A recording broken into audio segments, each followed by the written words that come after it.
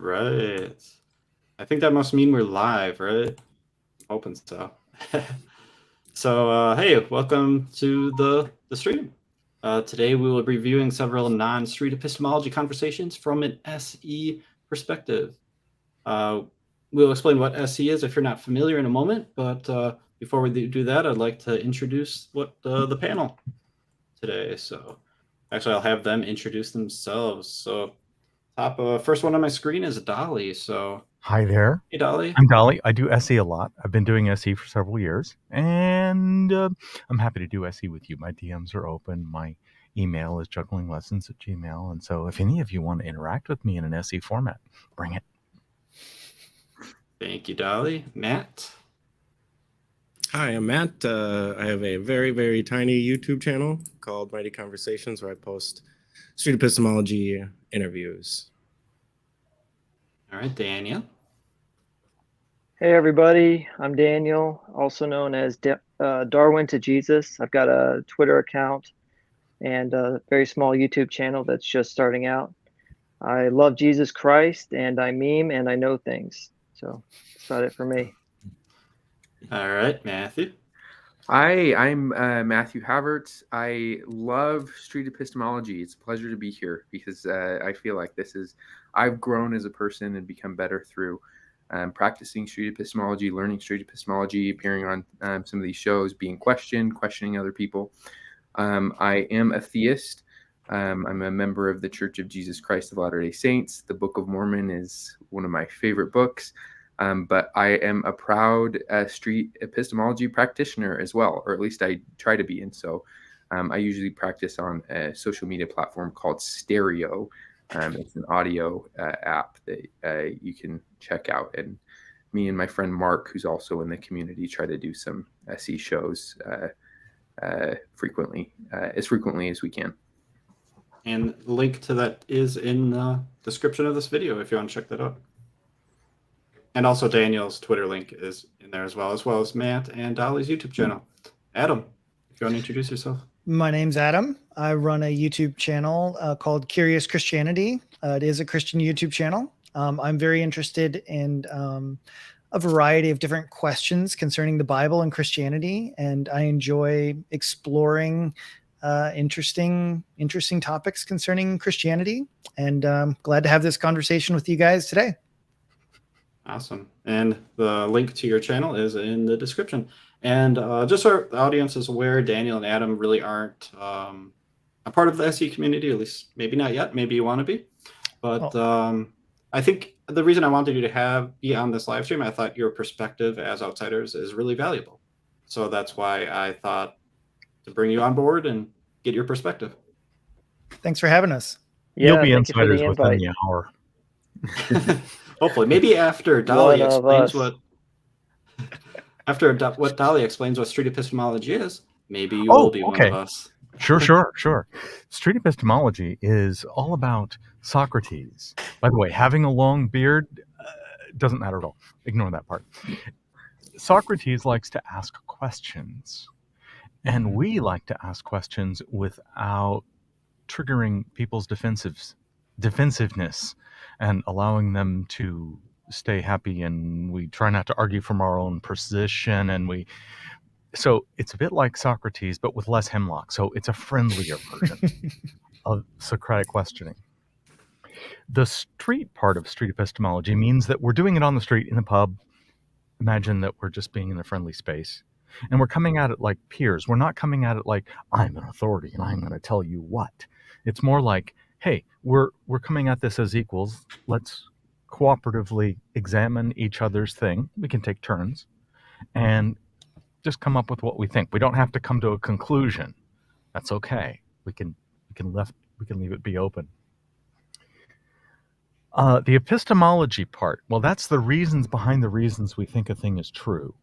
If I ask you your first reason, you're probably just going to say, well, here's a fact I observe, and that obviously means this is true. Well, then there's sort of like a deductive or an inductive or an abductive, never mind what those words mean, reason that I have to say that this fact indicates the truth of this thing. And that's the thing I'm taking for. And then when I take that, I look for other ideas that you have that are supported by this same reason behind the reason. and see if you're consistent. I know that sounds like a potential debate thing, but as long as I'm being cooperative, that should be okay. And we could talk about whether you would find that truth-making thing valid or not, and under what conditions. And that's where the cooperative part of it comes in. So it's an effective way of exploring knowledge, right? It and is getting to learn, right? Yeah, it's effective at least half the time. It's ineffective in a lot of cases, and we're not necessarily going to arm wrestle them into actually going into an effective and productive space, but we invite it. Let's leave it at that. I'm a little unusual in the SE community in that I'm very satisfied with even tiny motions, even tiny unstuckness, because I think I observe that when somebody becomes unstuck in their thinking, even if they move away from my position or whatever, that upon reflection later, they are then more able to move to whatever they think is the right number, and they'll tell me about it later. So I don't need to move you very far. I don't even need to move you at all. If you give me an honest appraisal of where you're at, thanks, I'm done. Talk to me next week. I'm interested to see if you've got anything more to teach me. That's it. I'm done. Cool. Were you listening? Of course.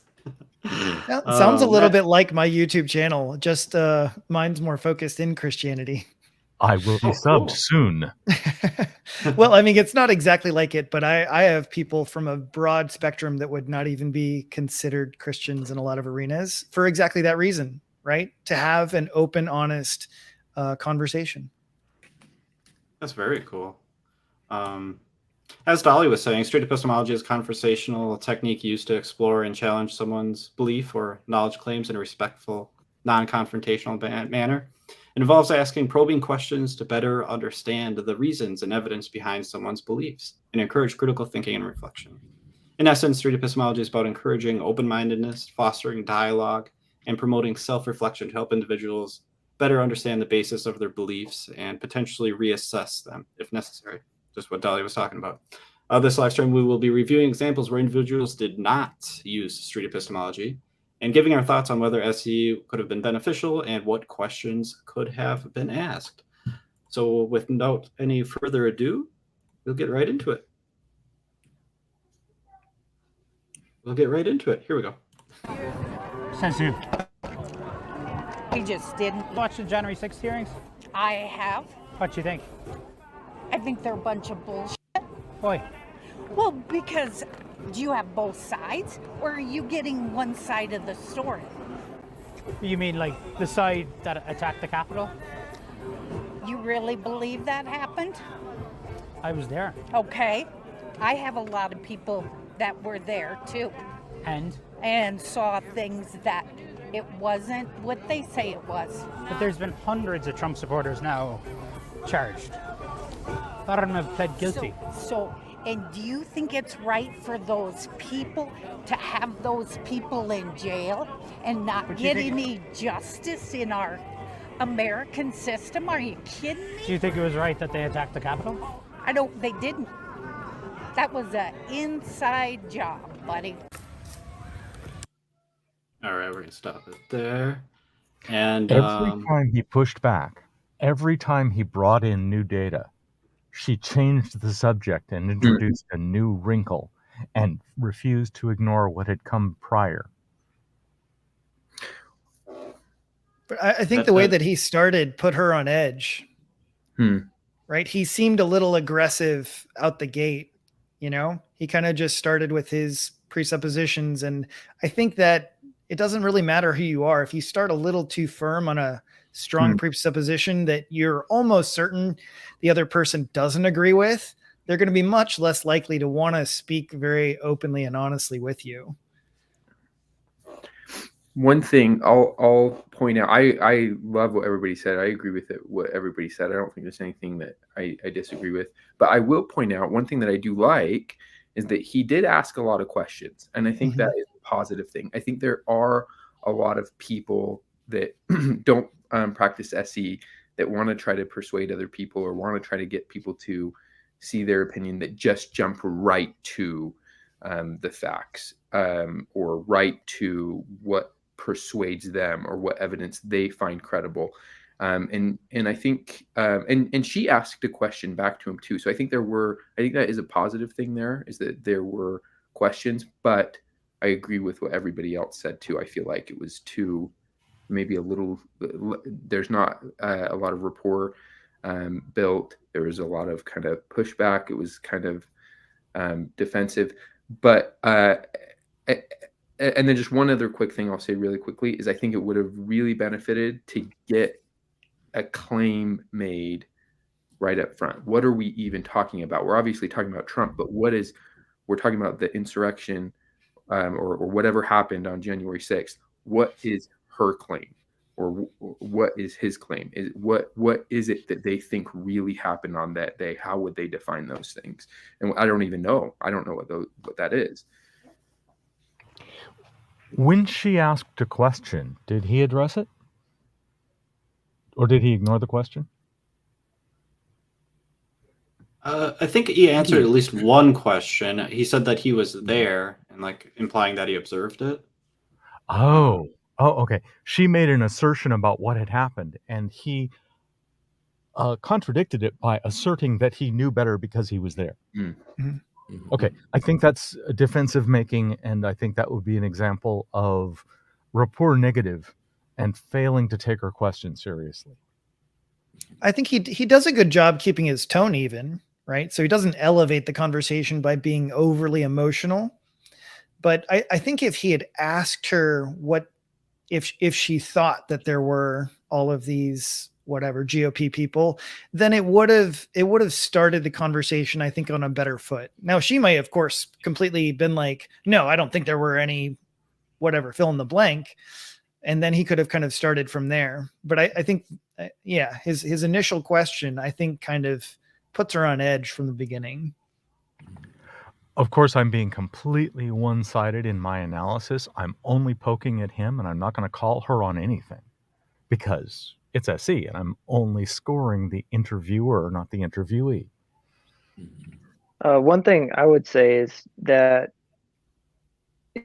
it kind of depends on what your goals are going in as well, because we're all going in with this idea of, SE, but I don't think he's going in with that goal at all. I think he's going in to score points for his side, and that's why he's asking questions in the way that he is. I think that he's basically going on attack mode, because I think we all know how to ask questions that don't immediately put people on the defensive, and I don't see that coming from him at all, which I think is a big reason why she's so defensive. And it's kind of shocking to me that the interview lasted as long as it did, honestly, based on the way he was asking her things, in my view. I hear you giving her bonus points for patience. Yeah, I would say so. I mean, I'm not saying that she was being overly patient. I'm saying based on her body language, it looked like she was about to walk away right away. And, she even makes a move a few times to walk away, and she comes back. So it doesn't seem like he's really very concerned about that at all, because he doesn't really seem to shift tactics at all. Yeah, if I would comment on that, I would say that I agree with Daniel in the sense that I'm not really sure that he's that concerned with changing her mind or trying to open her mind.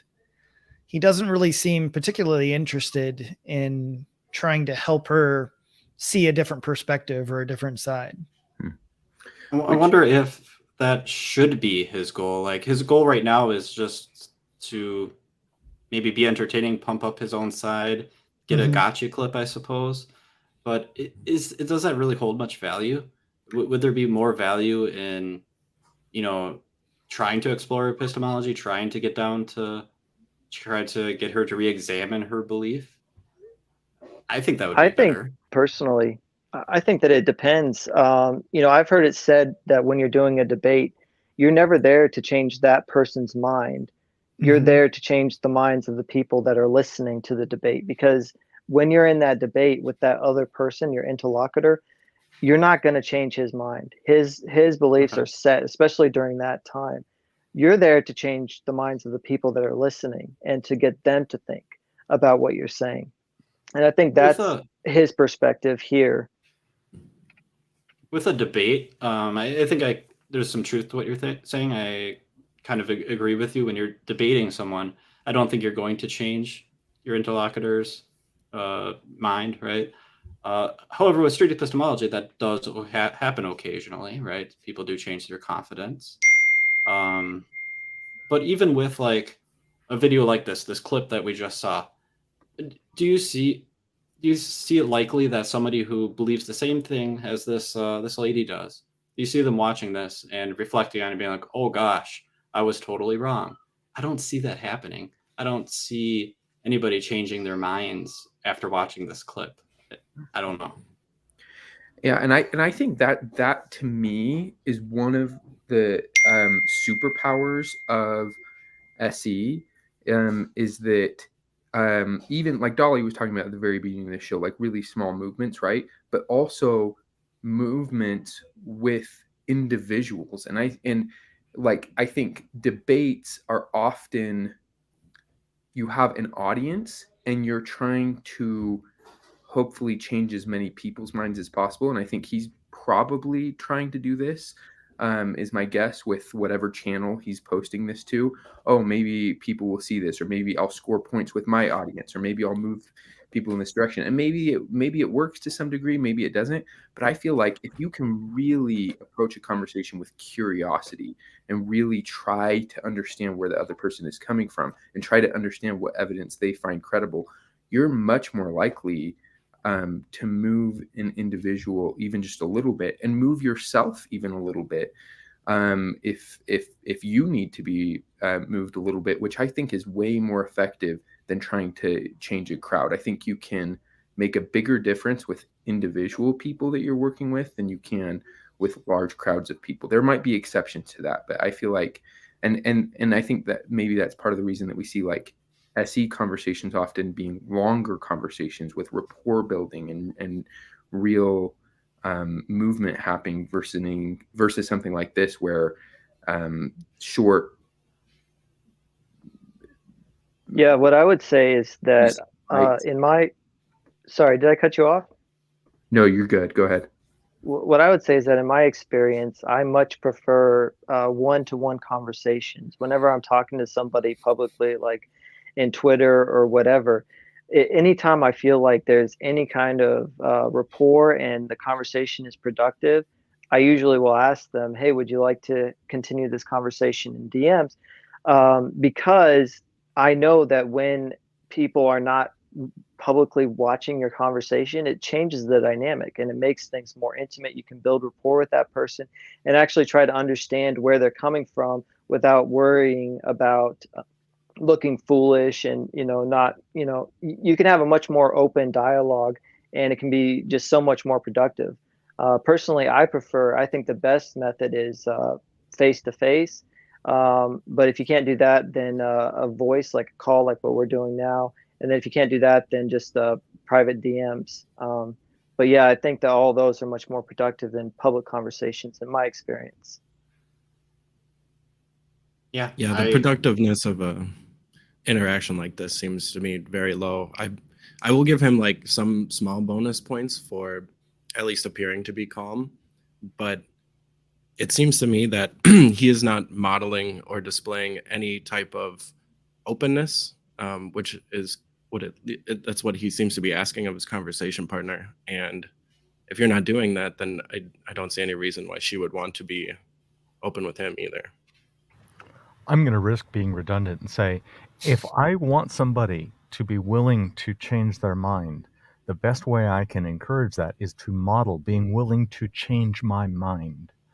I want to bend over backwards to be movable and to accept the potential that they are right in the conversation, just to model and encourage that tone.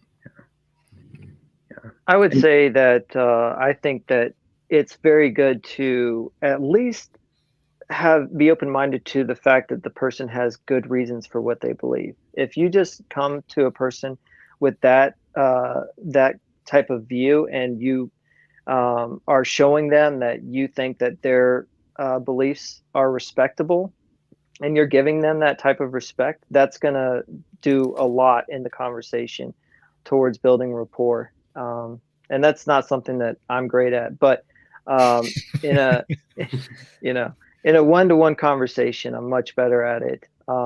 And it's very important, I think, just that respect it be given from, and usually if you show respect to the other person, they'll eventually, give you respect back, especially if it's a one-to-one environment. I agree. Shall we move on to the next clip? Sure. You're right that they attacked the Capitol? They didn't. That was Okay. an inside I'll have to job, buddy. Let this play. I don't know where there. Oh, and I should probably give credit to where credit's due. So the first one clip was from CNN. I don't know the interviewer's name. This is from Billboard Chris from his YouTube channel. Link is in the description. And we'll continue on. Good afternoon, how are you? Doing well? Good stuff. All right, fun stuff.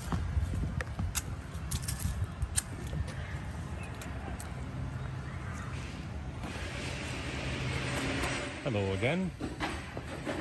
It's a nice umbrella.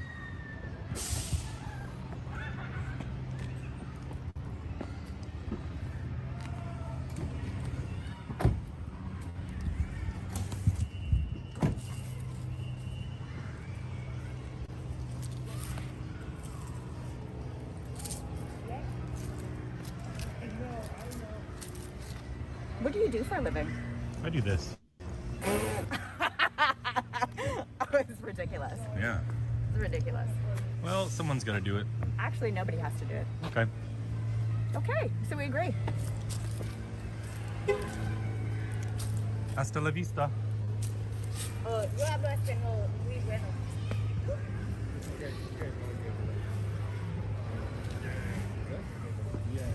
Do you want to have a chat or you just want to antagonize? I'm not antagonizing you. You're antagonizing me.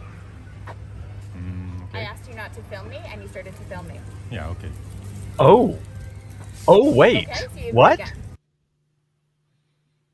Wait, I've- we didn't see her ask not to, but based on her body language, it seems credible. This would be a violation of SE rules. If it were SE, Don't record somebody absolutely. unless there's consent. Right. Yeah, I I'll give you definitely that. think that she's telling the truth, because that's why she pulled out her phone and she was recording him, because he had talked to her before that, and she said, "Will you not record me?"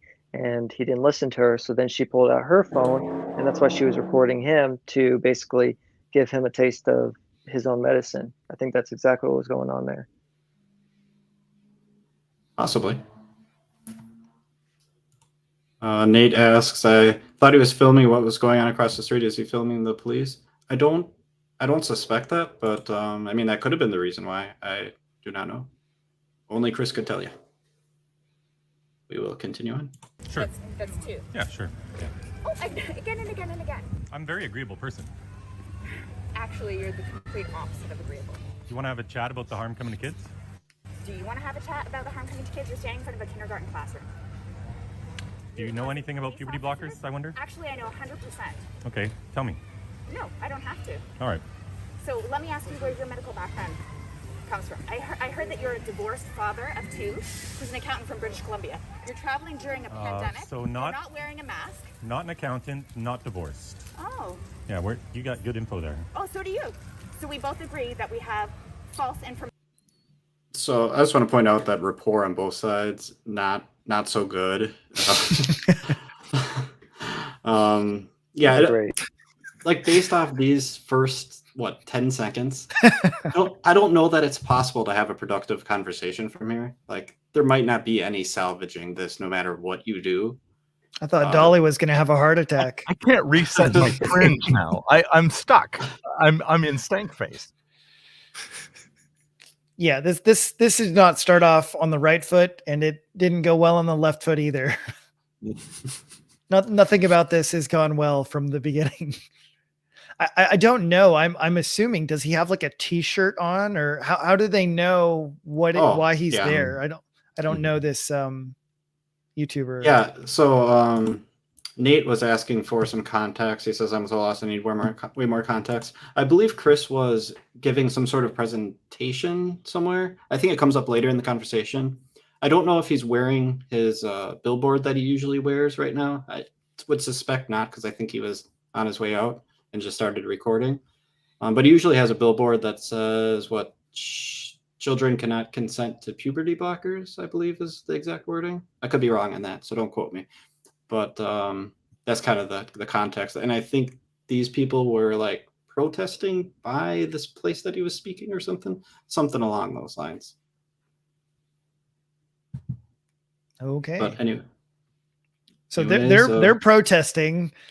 Protesters are not known for their SE conversations. So that is true. Yeah. I think it might have been. Sorry, I am now too biased against the person filming to make further comment. I'm going to leave the rest of this clip to y'all. Fair enough, Dali. I think SE, as we get into it, I mean, if rapport had been good, I think SE could have been beneficial for both sides to use. And I think we'll get into that. We'll see. You guys can tell me if I'm right or wrong as we go on here. Information. Your information I'm gathering comes from I know you internet? Internet information? Oh, I interview trans people from my YouTube channel. I talk to detransitioners. I've read all the academic studies into gender dysphoria, the desistance rates, all that sort of stuff. And so have I. Okay. Right. Then you know that 80 to 90% of kids see their dysphoria desist when they go through puberty. That's not a true thing at all. Oh, really? No. How so? How so? Yeah. You go ahead. Tell me what you think, and I'll back my... I can show you all the studies if you like. I can show you all the studies too. They're all on my website. Do you want me to bring... I have seen your website. Okay, well go to puberty blockers and then click on the studies, and you can see all the studies in there. I've actually been a part of many studies, so... Okay. You're not a very nice person. You're not a very nice person. You don't agree with all the academic studies that show the desistance rates are 80 to 90%? No, I think that's a bunch of false information you're finding to back up your thing. Did you read the most recent study of Singh, Bradley, and Zucker that showed 150 boys that were followed for 20 years that there was a desistance rate? For 120 years? For 20 years, that there was a desistance rate of 87.8%? Did you read that one? No, I'll have to go and look that one up. Thank you for the new information. So what's your argument? It's on the main page of the studies section. You'll see it there. So what's your argument? And about 64% of them, when they grew up, they were gay, which is standard across all these studies. Most of these kids with gender dysphoria, majority of them grow up to be gay or lesbian. And what we're doing today is we're blocking puberty in these kids. They never experience their own hormones. Then they go on to the cross-sex hormones. And if we just left them alone, most of them would see their dysphoria desist, and a lot of them would grow up to be happy gay and lesbians. And then the other ones that commit suicide? What do you say about those? What do you say about the ones that are forced? Again, that's a false statistic. No, it's not actually. It is. It's not actually. I've got all the suicide stats on my website too there. Right. So all the information that you have is garnering your point of view. Can you take your glasses off so I can see your eyes? Oh yeah, I can take my glasses off, for sure. How old are your children? Oh, sorry. 9 and almost 12. Wow, so you're traveling across country when you should be at home with them during a pandemic. You're traveling during a pandemic. You're not wearing a mask, and you're promoting terrible things in front of children. Transmission of COVID outside is virtually nil. You know. And I guess for context, it might be important to say that this was during 2020, not anytime recently. Just FYI. You know that because you're smart. How many people died from that virtual meal? Are you traveling by plane? Thank you very much. Yeah. I just put your... So who's paying for you to fly? Yourself? I bought a ticket on Expedia. You have no job. Well, I have a job. I just want to know what what are you fighting for? Okay. What's your view? So hey, I just want to know. So okay. Since, if you don't mind, since Dali is cringing so hard over there, what is it, Dali, that you would be advising this guy to try and rescue this conversation? Depart, come back on another day and not approach this person again. Oh, and maybe review the recording and do a little fact checking. Oh, and by the way, don't minimize their input and reject it. Consider it. Review it. Dali, Those things. Dali, is there anything redeemable that you see here? Yeah, there's police behind. So if he gets into if he gets into a brawl, somebody will break that shit up. But at this point, all he's doing, no, I'm not even going to say further. I think Ragnar forgot to add the word yet on the end of that sentence. Yeah. There is no physical confrontation yet. So I would just say he's being passive aggressive, but I will say he has a pretty friendly disposition, very even toned, and like I said, he's being passive aggressive a little bit, and he's not really asking the right types of questions to have a fruitful conversation. But he's not being so rude to them that they don't want to talk to him, because it started out with one and now it evolves into like 3 or 4 all talking to him. So I don't think that would have been the case if he had been just a complete scoundrel while he was talking to the first woman. So I would put that in his arena. You know, I would say that he's done that well, at least. But how many rude points do you take off for continuing to film after being asked not to? And how many for each time? Yeah. Well, I'm not so sure that I'm with you on the filming one. I mean, I guess you guys have some sort of rule about this or something. I'm not entirely sure I understand completely this. So I guess it would depend. I mean, I don't completely, I guess, grasp the full extent of the scenario. But if I were recording sounds you, mm-hmm. and after the fact, for any reason, even if you don't tell me the reason, I will pull down the recording because you asked. Mm-hmm. You don't have to tell me why. Now, let me ask you a question. Because I think that's important for rapport and you being willing to have a conversation with me again in the future. And whether you're willing to have another conversation with me is actually my pass fail as to whether this conversation was acceptable. That's understandable, but it depends to me, I guess, if he feels like there's going to be anything said that he's going to need, if he feels like there's any safety concerns based on what's going to be said in his interactions between him and any other person. And also, so this would be my further question is, let's say that she said, "Hey, please don't record me." And let's say that he does put his phone down, but they start to record you. Is there any degree of leniency to reciprocate recording them if you're like, "Hey, could you put your phone down," but they refuse? No. Okay. What about just recording for matter of record, as far as, you know, these are potentially very hostile people that you're talking to, and they might say that you said something that you didn't say, you know, or make up something or attack you, or who knows? I mean, you're talking to potentially very hostile people who share a very different worldview than you do in this situation. Could you not understand why it might not be a bad idea to have what actually happened on the record in some form?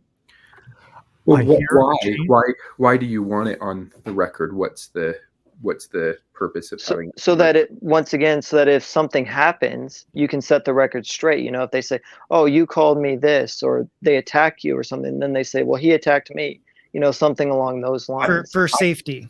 I think that's so there's one thing I could buy the safety argument in some contexts, but I feel like in most contexts that's not going to be applicable. He's got multiple witnesses and the police are right there. It looks like this is an intersection of a street, so he has a way to get away. I mean, I could see in some rare circumstances maybe that argument being made, but as far as like being able to have it for the record and say, "Oh, you said this and I said this," to me, again, that comes back to, are we scoring points or are we actually trying to understand one another and ultimately come closer to whatever the truth is? And if you really sincerely want to understand someone and you want them to understand you and you want to come closer to whatever the truth is, I don't think you want to try to score points. I don't think you want a record that shows, "Well, you called me this," or "I did this," or "You did that," because that does the opposite. I think that's the opposite of rapport building. That's the opposite of actually understanding. That will just make things worse in the future. That's just my opinion. Well, But I'm if you have curious. But Can that I would ask you a take question? SE discussion to have to say what's the claim being made for when you should film without consent and when you shouldn't, and why. And that would be an interesting topic just to do SE on just itself. I think if there's a defensive recording, which I think is the justification that I might need to defend myself with my recording, that if I'm the one choosing the editing, I'm choosing when to press play and record, I can make a defensive recording that is wrong. Therefore, if I need a defensive recording, I need to walk over to those police behind and say, please put on your body cam so that you're in control of it, and I'm not. And that's the only defensive recording that's probably going to be acceptable in court. And probably only necessary if you think that this is going to lead you to court. Well, there's also the court of public opinion too, though, right? But then it goes back to, are we scoring points? Or are we trying to understand each other? Well, Yeah. so let's talk about the objectives here. This went up on his YouTube channel, right? Yes. So he has other purposes other than defense, right? He actually has a plan for this video. To my Right. understanding, he's an activist for his cause, Mhm. and that is his main goal, from what I understand. I can hardly imagine him turning his camera off then. Yeah. Well, one thing that I question is, I mean, we've only seen like half of the video or something. Turning on this camera, having this very wild interaction, is it helpful? I just don't see it as being helpful. I don't see it as benefiting his activism. I don't see it. If he would have had a very cordial, calm conversation, not even street epistemology, let's throw street epistemology away for a moment. Just have a cordial interaction. Be kind, talk to each other like you're both human beings and you respect each other. You might actually make some progress. Progress could be made then. But when you come out with this aggressive, passive-aggressive demeanor, I just don't see it being helpful for his cause. I don't see it being helpful at all, period. I don't see it being productive. I just don't see the value. I'm glad he messed up so badly because I'm biased against his result. And I think the audience will be moved toward my side based on his actions. Now, That's I am exactly it. curious, Yeah. though. I am curious what you three think that, do you think, though, that this video will rile together more of his already supporters who support his view? I do. I do 100%. too. Yeah. So I'm just saying, like, if that's the point of his video, I feel like he accomplishes his goal. Like, while it may not move anyone's initial perspective, I think that people that already agree with him, it's like a lot of things in politics. We don't hear important or interesting arguments from the stage in politics. No, we hear like platitudes and things that are meant to rally their base. And so if that's his goal, I'm not sure that he's not accomplishing that. I think to his base, they're looking at this very differently. Now, I totally get it. If you want to talk about someone who's in the middle, let's just say there's somebody in the middle, right? And you want to like move certain people in the middle. Sure. Am I necessarily convinced like, oh yeah, this is totally the video that's going to change somebody's mind in the middle? No. I mean, sure. I get you there. But yeah, Those if you are the want to just only people whose opinion I care about. The movable middle.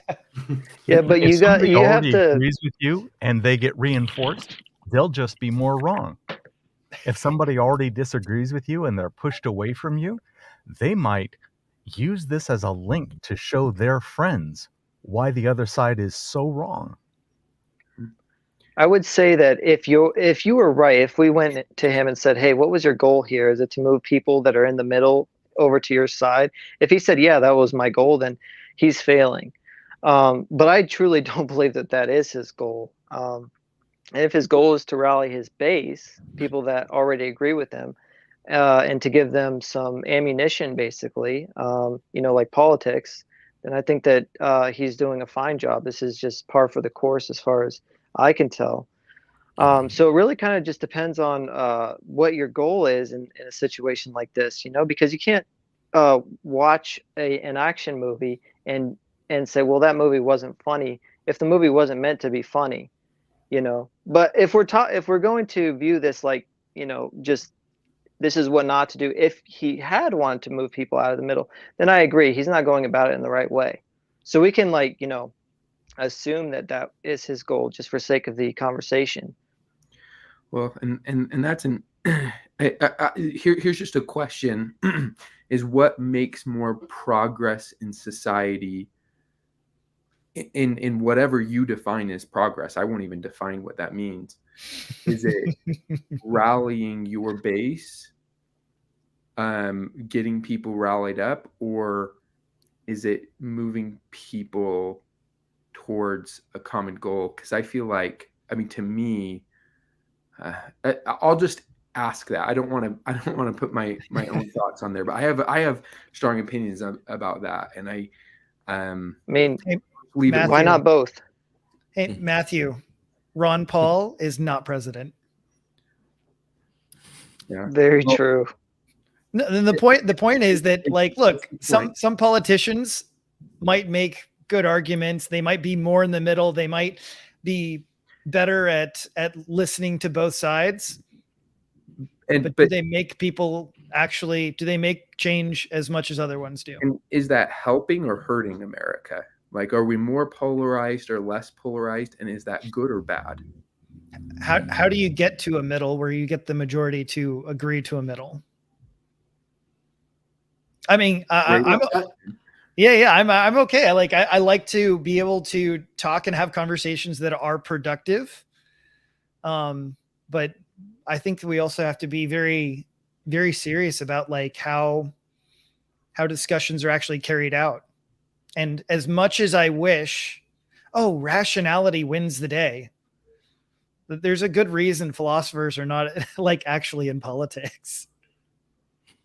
Yeah, there's what was that? Was there a study or something where people said what if you gave them a newspaper, what would they spend their time on? And they all said the news, but then they actually did a study or something, and they found that most people weren't actually reading the news articles; they were reading the comics.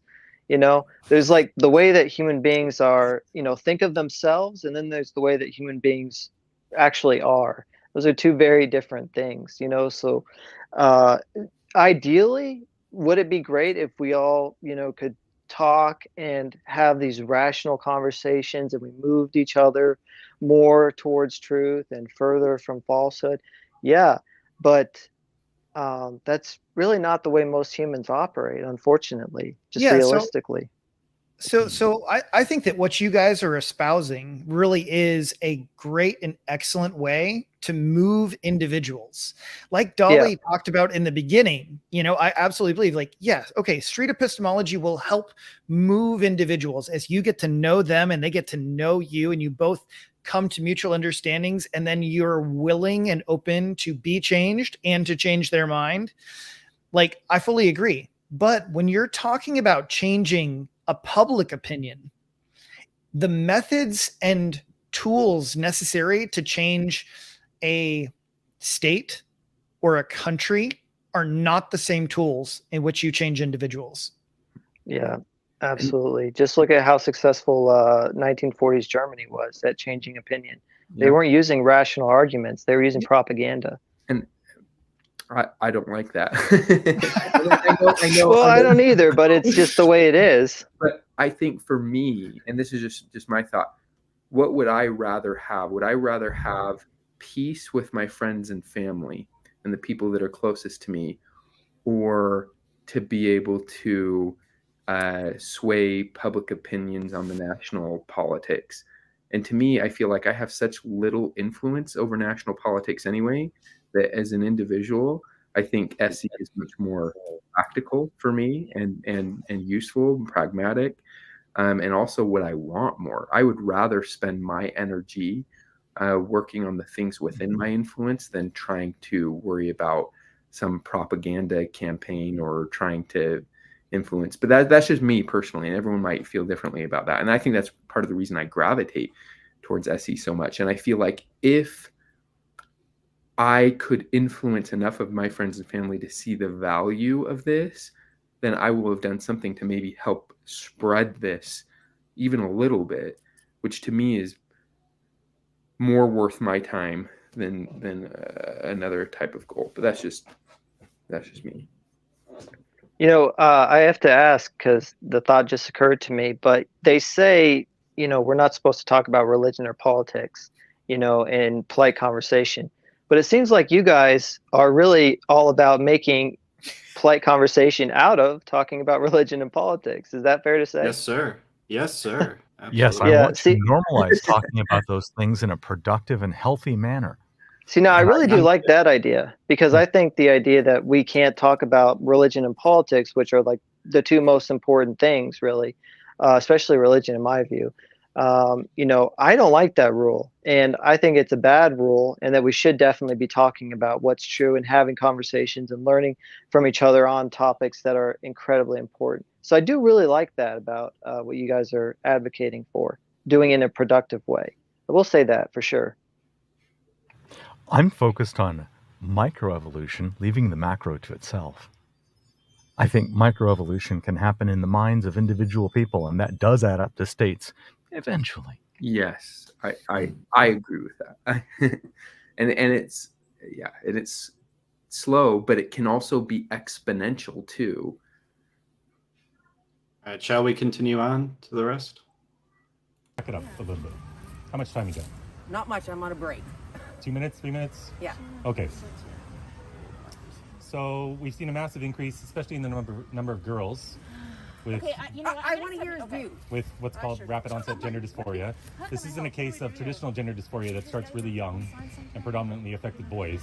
It's hitting adolescent girls, teenage girls, and we've seen about a 4,000% increase. We haven't seen that in boys. It's a social contagion. It's a mental health crisis going on. And we should be treating these children with talk therapy and watchful waiting. We should be looking into comorbidities, because there's almost always something else going on. There's depression, anxiety, there might have been abuse, there might have been sexual abuse. Tons of these kids have autism. Up to 40% of these kids that show up at the gender clinics have autism. So are you Tons of them have against ADHD. this? Are you thinking that the kids are all just mixed up and being brainwashed? Is that what you're saying? Well, there's certainly false teachings going on in school, but this is a social contagion going on. We have entire peer groups of girls who now say that they're boys. That doesn't make sense. And what happens probably when doesn't make sense to them either. what happens when they go to the gender clinics now is they receive what's called gender affirming care or affirmation only, which sounds really nice, but it means we don't look into any other comorbidities. We don't do any counseling for these children. The first thing they do now, things have changed. The first thing they do now I'm a therapist, is so give I them can tell puberty you that blockers. They do get all of that. You can't even counsel these kids anymore. It's hard to find a counselor. I talk to parents all over the country, and I hook them up with a few counselors. I would have loved for Chris to hear. So she said, yes, these things are going on. I would have loved for him to inquire about that, you know, say, hey, what are these things? What are you doing? And learn what she has to say. If she's a counselor and she's dealing with this, I think it would be really valuable to learn that information from her. I mean, maybe at the very it has least, nothing to do with just SE, but- acknowledge. Yeah. Instead of just telling her, like, hey, no, you're not doing this. Well, okay. Yeah, he doesn't even acknowledge what she says at all. He just continues on his point. Right. So I think it would be better to listen first and then speak. I think listening is really valuable. And I'm not so sure he was on point with his listening. I think it's interesting as well that so we've got the therapist, but then we have the woman that he started with talking to, and it's interesting that they both cite seemingly from their conversation, I don't know, I haven't looked into them, but seemingly credible sources and research to back up what they're saying, but they're disagreeing with each other. And so that would be interesting to me to dig into. What is the epistemology going on here, and why are they speaking past each other? Why does he find this source credible? Why does she find this source credible? And why wouldn't they find each other's sources credible? And that, to me, gets at the heart of the epistemology part of street epistemology. Why is the evidence compelling to you? And we don't even get that at all. Well, that's why I love to talk about worldviews right there, because that's why I don't like to talk about evidence, because everybody interprets evidence differently based on their worldview, based on their presuppositions. So when you don't talk about worldview and you just talk about evidence, you're going to talk past each other, because we all interpret evidence differently based on our worldviews, our presuppositions. So I think that's what's happening right here. So I am a little curious then for you guys, how do you solve an issue if you have such a large fundamental disagreement? I think you have to meet people where they're at. Okay. Right? That's the first step anyway. If you don't start there. And I need to get down to one claim. What I have here is a Gish Gallop of 100 assertions. Okay, probably not 100, probably only dozens of assertions that don't have any sources or validation attached to them. It's just every sentence is a new message that I now have to deal with. And there's no way that I can answer those fast enough. But if I can focus on one claim at a time, I might learn their source, and I might even learn something. Yeah. And that's when, I'll just say, to answer your question, I feel like you have to be, at least for me, one thing I've learned before I was part of the street epistemology community, I feel like I had an attitude, and I've talked about this before, where I felt like it was my job to convince people that I was right. And I feel like I've totally changed the last few years, where I've come to the conclusion where it's not my job to convince people of what's right. It's really my job to understand the truth the best I can. And that means that somebody else may have a piece of the puzzle that I don't have. And I might have a piece of the puzzle that they don't have. And the only way we're going to get to that is if we try to understand each other. And so I'm going to have a bigger, complete picture. And it may end up being that I have a whole conversation with somebody and they don't change their mind at all, but I've learned something new. And I may not significantly change my mind, but now I have another little puzzle piece that I can fit in and say, oh, I get this a little deeper now. I understand this a little better. And maybe my attitude has shifted just a little bit. And to me, that's a successful SE session too, even when somebody else doesn't change their mind. And so I don't know. I think my attitude has just totally changed over the last few years. That, like, getting like your question, like, how do you come to a solution? Well, sometimes you don't, but you usually come to something. Like, you usually have something bigger that you've learned. At least I do when I've done SE well. I have to ask a question here, and this might be heresy in this room, but I'm going to ask it because I want to know the answer. What if you're right, though? I mean, it seems like you guys really enjoy like changing, but if you're right about something, it's actually not good to change technically, right? Because now you've just moved away from being correct into less correct, right? Because you just changed. That's the way it seems to me anyway. Do you think I'm missing something? Yeah, you're missing something in that if you nudge me at all, and then upon reflection and research, I find a new position to be in, whether it's in agreement or not with you, I have come to a better place. Just wiggling me and having me look at it puts me in a better place, regardless of whether you were right or I was right or something else was right. And new information shouldn't scare you, because new information just makes your picture more complete.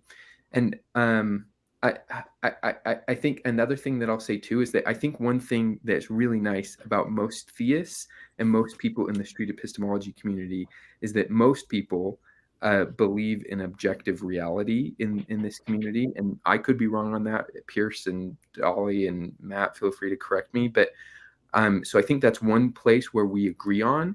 And so if reality is objective, if there is a truth outside of what I believe the truth is, then there's nothing I can learn that I should be afraid of, because the truth will defend itself. I mean, like, I'm personifying truth here, but like, the truth is the truth. And I shouldn't be afraid to change my mind. I shouldn't be afraid to learn something new,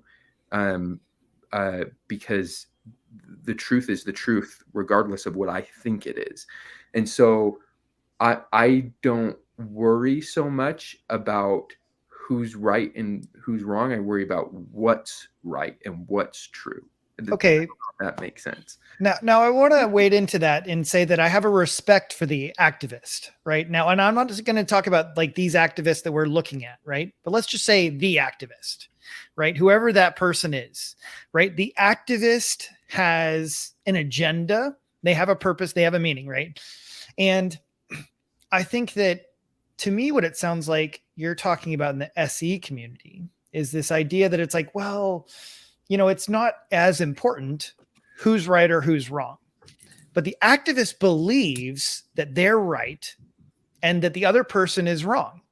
And I think there is something very virtuous about this idea in that they might say, you know what, you're wrong. And the path that you're leading in this thing that you are wrong about is going to be damaging to you. And I want to persuade you of the truth that I believe in because it's going to hurt you. How does that fit with your SE community? Can I ask you a question, Adam? How, when you're thinking about this in your mind, there's probably something that you're thinking of. Maybe it's since your YouTube channel is Curious Christianity, maybe it's deeply related to Christianity or the existence of God. But there's something that you're thinking, I imagine, that you feel very passionately about, that you are right. How confidently do you feel on a scale from 0 to 100%, 100% meaning there's no doubt in my mind at all that you're right? I mean, it depends on which thing. I mean, so like, I know you're trying to say like, okay, for me, like, sure, there would be some things that I would be very confident that I would consider myself to be right about. But my point is really just about any activist, right? Because the activist is almost like 100% convinced. Yeah. And right? That's where I think the difference is between the street epistemology community, because most people in the street epistemology community that I talk to are very, very reluctant to ever say that they're 100% confident about anything. And I feel like that's one of the differences is, yeah, an activist that feels like they're 100% confident is probably going to have exactly the attitude that you describe. But I feel like in the street epistemology community, having a margin of error and doubt actually is a positive thing, because you can realize that you can be wrong, and that, yes, you can still activate for the things you feel confidently in, but you can still feel like maybe there's still a little bit of room to change my mind. And I feel like there is virtue in what you're describing, but I think that virtue taken to an extreme can become a vice. And I think there's historical examples that I would point to that I feel like would be evidence of that. But I do feel like if you do have enough evidence where you do feel confidently about something, you should advocate for that and be an activist to a certain degree. But I think if you take it too far to an extreme, it can be a negative thing. That's my opinion. That's my thoughts. Can I ask a question again? I just want to make sure that you guys understand what I'm trying to ask here, because when you guys say like it, you know, I get this, once again, this impression that it's good to change. But, you know, if I think that the earth is round and I go and I talk to somebody that's a flat earther, now let's say that the earth actually is round and it's not flat. Like, let's say that's the truth. Okay. But I go and I talk to this flat earther and he starts giving me all this data and I'm open to it and I'm listening and I start to get moved away from, you know, my belief that the earth is round, you know, because I'm moved by his arguments. You know, everything that I say, he's researched it, he's got data, he's got a different explanation, a different theory which explains it from his worldview. I start to get moved towards his view, so I'm changing. Is that a good change? Because to me, to my way of thinking, that's not a good change. No, yes, it's a very good change. If you find their reasons compelling, that tells you that either you are correct or incorrect about your actual conclusion, or it illuminates how your reasons could mislead you. Either way, when you're done, you will have a better confidence, one that is more justified, one that is more reasonable about the shape of the earth. Couldn't you get moved all the way into? Sorry, go ahead. Hold on. if you think something is true, not even to 100%, if you even think it's more than even likely, please bring it to me so that I can understand. In the off chance that you will teach me something, it will benefit me. Please. And I'll say on Stereo, the platform that I try to practice SE, that I have actually talked to a flat earther. It was, I think it was over a year ago. And I tried to adopt that approach where I was like, teach me, what are your reasons? Like, maybe I'm wrong. And he did have some really interesting, compelling reasons. And I thought about it, and I went back and I was like, well, does this make sense? And is this, and I really tried to approach it from an SE perspective at that point, where I was like, not trying to convince him that I was right. I was just trying to ask questions. I was just trying to understand. And I don't know what happened with him in the end, but with me, I felt like I actually strengthened my resolve that the earth was of a spherical shape in the end through thinking about his reasons. And so I think it was valuable for me to do that, actually. So. My point is that, go ahead, sorry. Okay. One thing I just want to say, if you are moving your confidence, just let's use the shape of the earth as an example. If you're being more confident that it's circular, round, whatever, or if you're going downwards, thinking that it's actually like a pancake or whatever, right? Whatever direction you're going, if you are moving, you should be moving because the reasons that you found, either the new reasons that you found are reliable and you're convinced by that, or you've analyzed what you've already discovered and realized, whoa, what I was thinking before, that's not that method, that evidence, whatever it is, that's unreliable. I better shift my confidence to something else. And that confidence shift is an indication, if you're using reliable methods, which you should, everybody should. Mm-hmm. It's more of an indication of you getting closer to what is true, not because you're being tricked or fooled. I mean, you could be tricked or fooled, but as long as you take the approach of, I should only shift my confidence when it's warranted, when I have good reason to do so. I had a friend who's a flat earther, one of their epistemologies is, but I don't have reason to trust all of these people, but these people are my friends, and therefore I trust them not to attempt to lie to me, therefore I will believe them. I would be moved by that epistemology, that I should trust my friends not to attempt to lie to me. And in this case, I learned to make an exception and recognize that while people might not want to lie to me, they could have been lied to and not detected it. Therefore, I improved my epistemology and narrowed the reasons that I believed in the result down to a maybe better set. So it helped me. Well, I'm just thinking, like, everybody believes what they believe for what they think are good reasons, but everybody doesn't agree on everything, so if whatever you believe, you think you have good reasons for that belief, otherwise you wouldn't believe it.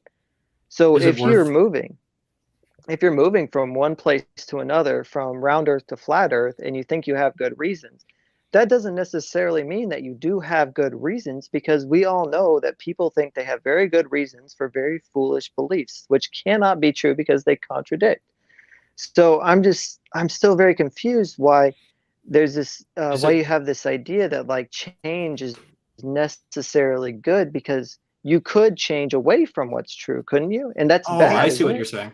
Yeah, Daniel, let me take a crack at, because I feel like I get a little bit better what these guys are saying. I think if we change the word change for more knowledge, because I think part of what they're really saying is that, hey, more knowledge is inherently a good thing. And so by having these productive conversations, it might strengthen their resolve and their already preconceived notion, or it might weaken it. And either way, having a productive conversation is going to give them better ideas or reasons, because now they have more knowledge or understanding about said subject, such as flat earth or spherical Earth. Is that Yeah, something yeah, close to it, I guys? totally understand that. Is that correct? What he said? Yeah, I think so. And I think to sum that up, kind of like, so you have a belief and you have all these reasons for this belief. I think collectively, SC as a group, we think it's worth taking a look at that, analyzing it, figuring out if these reasons are the reliable reasons. And that's all it is. It's not necessarily about changing. It's about analyzing it and finding out if they are reliable. Yeah. And I've had SE conversations where I've kind of hit a wall where I disagree with somebody on something, but I can't see like where exactly their logic is breaking down, because I'm like, man, you have got good reasons to believe what you believe in. So we just kind of stop there, and maybe we have another conversation at another point. But it's like, I think that's okay too. Sometimes you don't uncover everything right at first, and you're kind of like, wow, I don't know where to go from here, and I think that's okay too. But just one more quick thing. Sorry, I've been talking way too much, but like maybe another way to put it is like, Daniel, if somebody was to read, and maybe I'm just hitting us over the head here with what's already been said and we're all on the same page, but like if someone was to read one chapter from the Bible, or even one book like from the Old Testament, or a few verses, like would they have a complete picture of the truth, right? And I think that you would probably say no.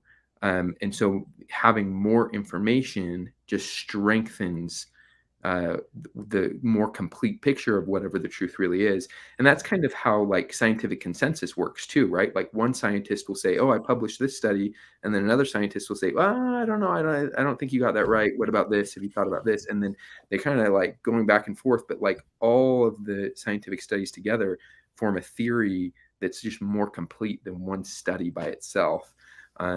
Anyway, So just to be clear, if somebody does SE and they get moved into a position that's false, like I now believe the earth is flat, and that is in fact false, you guys would all still consider that to be a good thing? Or am I misunderstanding you? Neither good or bad. That they moved at all means that they're considering their core epistemologies. I think that in general, on average, the movement is toward better truth. And I have to approach this with the humility to say I could be wrong, and therefore not assume that I know exactly where the X is on the map, where they should be going, and therefore allow that my action might have given them bad Google directions. And sorry if I misinformed you. I don't mean to. Please don't assume that I'm right. Please assume that some of the time I'm incorrect, and check everything I say like I were ChatGPT. And then you'll come up with the right answer. If you want the good answer for something, ask ChatGPT and then fact check every single thing claimed. Yeah. Or maybe another question too would be, if somebody reads the pieces of the Bible and they come to an incorrect conclusion or incorrect beliefs based on what they've read in the Bible, does that mean reading the Bible was a bad thing? And does that ever happen? So I think that that's maybe another way to look at it, is like, yeah, sure, there's going to be a percentage of people who maybe do come to incorrect beliefs, but I like what Dali said. On average, you're moving closer to the truth. And that the method, at least in my experience, seems to more often than not lead you closer to the truth than further away from it. Cool. I think that would be a good time to continue on with the video. Yeah. That are willing to do it. And the government under Trudeau is even trying to pass a bill that will effectively criminalize counselors who treat these children with gender dysphoria because they consider it conversion therapy to help a child feel comfortable in their birth sex. Wouldn't it be great if we just accepted people for who they are? I do. Right? Yeah. And if they're And in girls a crisis, are girls and boys are boys. but sometimes that's not so black and white. What about intersex people? You guys always bring that up. First of all, it's got nothing to do with what I'm doing. And what about them? You tell me what about them. Gender identity or You tell me what about intersex people. You tell me about what you think they Okay. are. Well, the proper terminology we should use should be a disorder of sex development or a variation of sex development. Okay. And they're all still male or female. No, they're not. Some people are born with more XY chromosomes, X chromosomes. They're still male or female. Where is your expertise? Go talk to on some this intersex matter? people. I have. Do you have Okay. a child who's? Yeah. Do you have a child who's had these issues or something? Like where does? No, I don't. Do you have any family members? No, my family's not affected by this. So then what is your So what are you drives doing you here? then? What are you doing here? What drives you? Well, we've got thousands of kids coming to harm, mostly girls. How do they How do they affect There come is- to harm? There is no scientific basis to support the current medical treatment that they are receiving. Sweden and They used Finland. to say that about gay people. You know that? Exactly. Are you familiar with the High Court decision last December? No, but did you know that they had the same Are problem? you familiar gay with the people? Karolinska Institute in Sweden that just stopped this And they're practice? still fighting for their rights. Are you familiar to that be human. Finland has stopped this practice? Are you familiar? Do you have any with questions why these progressive countries are stopping this practice? Sure, that would be No. interesting to find out. And should find out. do you know one person, an actual human being, that you talk to about this? And you Yeah. go, oh my gosh, I do. what is it like to be? Going We have through them in something our like school. this? Yeah, what is Where it do you like think to the be going bullying through comes this? from? It's for lack of understanding, Yes, lack of exactly. knowledge. You can't ostracize people for how they feel, right? Not doing that at all. Well, it's interesting to know his point of view, though. You can go read all the academic studies if you want. You don't have to listen to me. Go listen to the PhDs. Go read what Kenneth Zucker writes. Go read what Dr. Deborah So writes. Do you read these things? Have you read these studies? No, you haven't.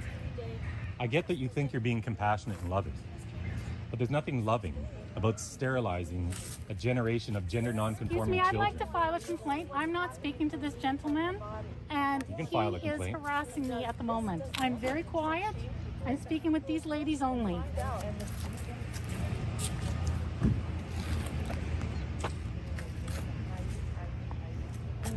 We got Johnny. How you doing? All right. Well, that interaction didn't really get any better as far as rapport goes, and I think they were just talking past each other the Hey, whole entire but- time. I think you can give the lady in the back with the pink and the gray cardigan. I think you can give her an SE award. She was the most amiable. Yeah, she was very calm, and she really wanted to listen, and Yeah. that was awesome. Like, she really wanted to learn his perspective. She was actively listening. She was asking questions. Mhm. I think she was great. Yeah, 100%. She Yeah, should Pierre- learn SE. Pierce, you should send her a note. give Don't know how her to like a contact little her, but I sticker. would. It's like, there you go. You got the SE award for the best street epistemology conversation. That would be an interesting idea. Does the SE community do we do any kind of awards? You can start. I was going to ask if she was already one of you, because she was doing such a good job. If you manage a contact, I'll supply a signed FE T-shirt. Hey, so you know what? There you go. Hey, for those in the chat, if any of you end up running into that lady or whatever, you could send your email or Twitter handle to Dali or Pierce, and they will hook you up. All right. Does anybody have any last comments on the video? Otherwise, I'd like to close us out for this particular clip. Nobody. I know I shouldn't have, but I experienced a little bit of Schadenfreude when Chris lost his cool there for a second.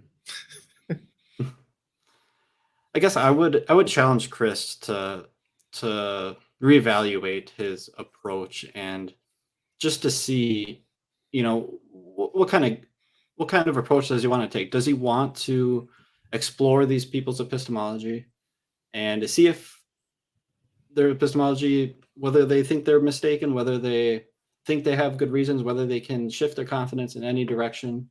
Does he want to have those types of conversations, or does he just want to make entertainment and rally up people who already support him? You know, I think the first is more valuable. I think exploring the epistemology has more value. I know maybe some people would disagree with that and say, yeah, just pump up your own side, pump up your own side. But we can only do that for so long before it just turns into a big shouting match like this, and everybody's shouting at everybody constantly. So I just think it's worth having a cordial conversation and really talking about it in a deep manner and actively listening and actually having a conversation of substance rather than just all this other nonsense. So that's just what I challenge him to do. With that, we'll move on to the next clip. Excuse me, I'd like to file a complaint. I'm not speaking to this gentleman, and All right, that's about the end of it. We got Johnny. How you doing? Hey, how's it going? Good. Now, you asked my explanation. My explanation is, matter of fact, I have proof. I have proof what it is. My proof is proof that for what? My mother Proof was in the proof for hospital. what? Hello? Proof. What is it that you have proof of? My explanation that God is real. Okay. Okay, good. My proof is, my mother was in the hospital, correct? Well, my correction. And she was halfway dead or whatever, and they had it plugged up still.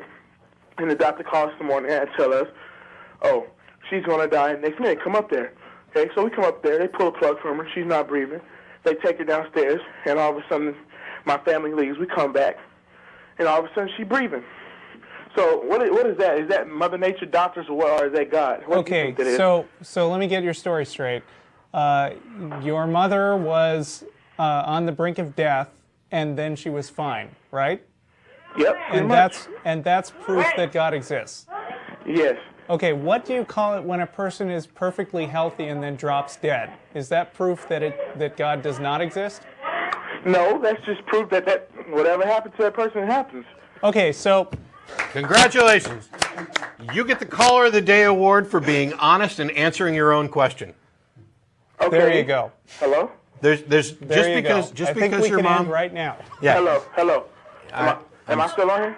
Yeah, you're Yes. still here. Okay, how about this then? Let me ask you a question. Well, wait. I'm sitting in front of- Can you listen, I'm sitting in front of- I'm sitting- wait. All right. First, can you please acknowledge the point that was just made before moving on to another question? All right, good point. Okay, good point. Okay, let me ask you this. What do you tell 12 guess kids that that's was in here okay. right now to why is God not real? Why is he? Okay. Do you believe in unicorns? No. Why? Why? Because unicorns are fairy tales and it hasn't been proven that there is one. You are the best caller. You are the best caller ever. You can answer your own questions every single time. All right, that was pretty much the end of the clip. Thoughts on that? Anyone? I'll start just briefly. As a theist, so I see the point that they're making at the end there, right? Like, okay, God's existence to us is just as ridiculous as a fairy tale, right? Why would you say you don't believe in unicorns? That's why we say we don't believe that God exists, right? They made their point. But as a theist, and if I was seeing this like without having had all the conversations over the last few years that I did with atheists, I think I would have been like, you just alienated me more, right? Because you just compared my belief to a fairy tale. So I think I understand your point. So if you were just trying to jab at me and make your point, you did it. But I don't know if you built rapport. I don't know if I want to talk to you again. And I mean, I'm glad they were doing it with questions, but I feel like that, I don't know. It wasn't very rapport building for me. I'm trying to think of a better way. You're trying to think of a kind word to say? Yeah, but I'll just leave it at that. Well, I mean, yeah, I mean, it's not really the way that they set things up. It is to dunk on the caller and to dunk on the theist. So they're not exactly, I don't think, having an SE type conversation, right? Where they're there to openly, hold on, let's see, maybe this caller is the one. I don't think that's exactly running through their mind. They went right for argument from absurdity. While they might be like talking about falsification criteria, they didn't really establish that. They just simply said, and the reverse? What do you think? Well, we can all make those kinds of arguments. We can turn a nuanced argument into a black and white argument and say, oh, but do you believe in the exact opposite of all of the definitions of the terms that I just did? Now prove it to you. Nobody, right or wrong, will ever be moved by that bullshit. Yeah, well said. Like, I don't see why anyone would be moved. I mean, I know it's a YouTube show, right? Atheist Experience, and I know it's supposed to be entertaining, and I get all that. But as far as it being a productive or fruitful conversation, it's just not. Like, if they could have very easily made it into something that was super productive, and very easily. Instead of just coming back with, well, what about the reverse? You could have asked, well, what about your mother's recovery indicates that a God exists, right? See what the answer is. He could have had something, an answer that is super compelling. He could have had an answer that wasn't compelling. You could have not known the answer. And then if he doesn't know the answer, ask, hey, if you don't know why this is compelling, why this is a reason to believe a God exists, should it be a reason to believe that this God exists? And then boom, there you have it. So I might ask, all right, in the next bed over, almost exactly the same thing happened. A Muslim lady was taken off of the respirator, and she came alive and was ready and happy for her family. Does that indicate Allah? Or was that your God working through? Could you tell the difference? Now, this is a little combative because it sort of makes some assumptions, but at least it's not quite as reversal and trying to count coup as, but the direct opposite. I think, and speaking, we've spent a lot of time on that first question, and I agree, and I like the outsider's test to faith too. I think that kind of gets at the outsider's test to faith. I think it's a good direction to go if you built the report right. Like maybe starting with, I feel like I had a conversation with Pierce early on when I officially started practicing street epistemology, and I think I shared an experience where my mom died when I was 11, and one thing that I remember Pierce doing is like saying, maybe I had a similar conversation with you, Dali, but and both of you very like are very like, oh, I'm sorry that happened, right? Like maybe there could have been a little bit of empathy there. Hey, I'm really glad your mom got better. I'm sorry she had to go through that illness, right? Like I think that could have been rapport building. But sorry, I meant to go to the second question. I think another question they could have asked was, I don't think it's a bad idea to bring up the unicorn thing, because, and again, similar to what Dali's saying about like bringing, but in a softer way where maybe they could have asked more questions. Well, why to you is this different than to me believing in Santa Claus, right? And I think that would have been more fruitful, opening up to understanding where the theist is coming versus just trying to make your point that the Bible is like fairy tales to me. You know, like, I mean, like what is it that makes this different for you would have been than me believing in unicorns, I think would have been a better question to ask. Mentioning Santa Claus or the Easter Bunny in any theistic conversation are fighting words and probably don't result in any adult nuanced conversation. Yeah. And for me, when I've had people bring that up, I feel, and maybe I'm different than other, like I don't totally like, I'm not like, oh wow, that's totally offensive if they do it in the right way. But I feel like it is important to realize, well, this is different than me because I see evidence for God existing, and it's here, here, and here. I don't see that kind of evidence for unicorns, right? So Any other comments before we move on? Right. That's exactly why. What statement do you think is more true? Love is love, or do you think God is love? I think they're both true. Okay. Are you Christian? I am. Okay. And what in the Bible supports doing both? Supporting homosexuality and Christianity? Oh, there's, you can argue about the Bible and various parts of the Bible for a long time. So can you just start with maybe naming one? You can name one first. Romans 1:27. Okay. 1 Corinthians 6:9. Excellent. Good. Leviticus 18:22. Okay. Good. Good for you. Well, I hope you're happy with your life. That's wonderful. I hope you are. Well, it's just as a Christian and like a God-fearing man, I worry about you I worry about people who are not tolerant of others. I'm very tolerant. When love is between two adults, I think that we need to respect that love. But as Christians, should we be forced to support it? Forced to support it? No. Okay, so I'm not forcing you to support it. Yeah, but you said we should be tolerant. As Christians, right. We shouldn't be tolerant because that goes against biblical views. I think you need to be tolerant in a society, in a culture. So what you're saying, though, is to go against Christianity. No, there's more to life than Christianity. If you're a Christian, then Christianity has to be everything. It has to be the beginning and the end. I don't believe that's the case. Well, Muslim is everything. Islam is everything to Islam. So Mark 16:15 says if Jews are everything to Jews, it can't be that way. We have to be working with each other. We have to be in a community, in a culture. Mark 16:15 loving each other. Mark 16:15. You're not listening to me, and I'm not Please listening pause. to you. So why are we continuing this conversation? Please Are pause. you going to change? Well, I mean, are you going to change? Have you any idea about thinking about what you're talking Almost about? over. Here's the thing: I'm on the right side. It was almost over, so I was just going through it. What's with the bass drum? Every time he mentions a Bible verse, what's with that slap?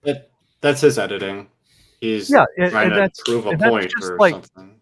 I mean, first of all, the guy who's hearing it isn't actually hearing that. That's only for the audience, and that's thought disrupting. That's a thought terminating cliche to say, "Wow, look at the huge point I just made." Drum roll, slap.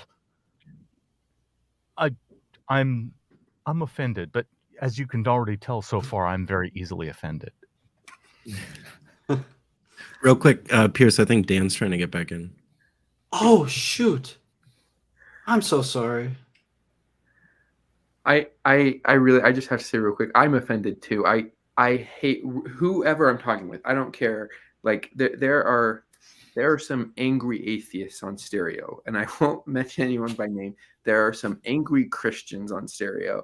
There are some angry Muslims. Like I feel like, and I hate it. It just bothers me when it's like they keep interrupting when I'm trying to ask a question, or if I'm listening to somebody else's show, I'm not even on the show.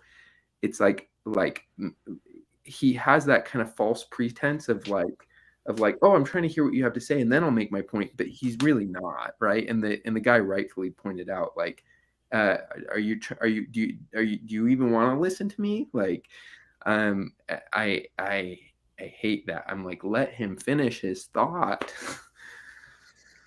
Yeah, hey, you guys can hear me again? Yep, you're all good. Awesome. Sorry about that. I've been having really laggy connection the last 10 minutes. Anyway, yeah, I did see some of this, and I think that the Christian should definitely be letting this man finish his thoughts. He's clearly getting flustered, the Christian is. You can see it, which is not good. Actually, the other man is staying far calmer, which is, probably has to do with his age and his level of maturity. When you say Christian, you're talking about the fellow on the left, right? Because they are both Christian. Okay. Are they? They are, yeah. At the beginning, he asked if he was Christian, and he said yes. Yeah, I must have been lagging at that part. Sorry. Yeah, this is a Christian bashing another Christian over the head with Bible verses and a tom-tom sound, and not saying what the verse is or why it's relevant, but saying it again 5 times in a row. Hey, to be fair, there were different verses, Dali. No, Everybody knows what the those last 5 verses times are. were all the same verse. Now that is true. Now, but every time, so he would pause briefly. Now I know he was quick to get back on it, but as soon as he started with the verse, the other guy did jump back in. So it did go a little bit back and forth. And so he would pause and let the other guy talk. And as soon as the guy stopped for half a second, he was trying to jump back in with his verse. But yes, so. To be fair, those verses are pretty powerful, I have to say. They would be if I knew the text of them. By the way, yeah, no, I was just kidding. In an SE conversation, if somebody mentions a verse, I immediately slap to Bible Gateway, pull it up, ask them what translation they prefer, display it, read it out carefully, and have them describe it. I don't want to shortcut somebody when they're taking something that's important to their epistemology. If they reference scripture, it's part of their reasoning. I don't want to shortcut that. I want to give it all the room that they want. I think the guy on the right, the striped shirt guy, the older fellow, I think he nails it right on the head. At the end, he says, "You're not listening to me and I'm not listening to you. So why are we having this conversation?" Yeah. Exactly. Yeah. Exactly. Why right. bother if you're just going to yell at each other, talk over each other? What's the point? What is the point, right? Yeah, I'll send this guy an SE award too. Yes, he gets the next one. I don't know if he should get an SE award, but I do agree that even in a debate, I've asked people that I was about to debate, I said, what kind of debate do you want to have here? One where we actually talk to each other and, you know, it's amicable, or do you just want to have a dunk contest? Because I'm actually not really interested in that. I don't think it makes anybody look good, and it's really not productive at all. You know, at least let's be friendly. Is it because you can't jump, Daniel? Is that the deal? That's definitely part of it. No, I was just making sure. Yeah, that's part of it. What are you trying to say? That I don't pick you when we're talking about basketball. All right, now we're gonna have to play basketball. Anyway. All right, shall we continue? Yep.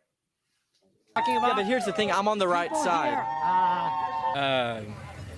Not trans, but they're non-binary. Non-binary. Okay. And so, you know, they thought about going on hormone blockers to, you know, cancel out some female traits. Back in middle school, they were having the thoughts of dressing more masculine and stuff. So what if they wanted to get on? Their parents aren't very good parents. They kicked them out the house and left them on the street. So how about that? What if the parents aren't involved in their own life? So Do they have their own choice? I'm very glad you brought that up. Yeah. Because what we find almost invariably is that these kids have suffered trauma. Mm-hmm. And that's trauma. Mm-hmm. And so your partner should have been treated, and I hope they are still maybe getting treated for this trauma. Yeah. But what happens in so many cases is these traumatized or abused children are just getting puberty blocking drugs, cross-sex hormones, as though that's the source of their problems. Mm-hmm. Oh, hold on. That's not. The question of trauma was speculated and then asserted as the reason, and then changed to, and that's the only thing that we should be paying attention to. Where's the adult in the room? Oh, by the way, I'm sorry, Peter's here. And he's not pushing back. Oh, I'm going to shut up now.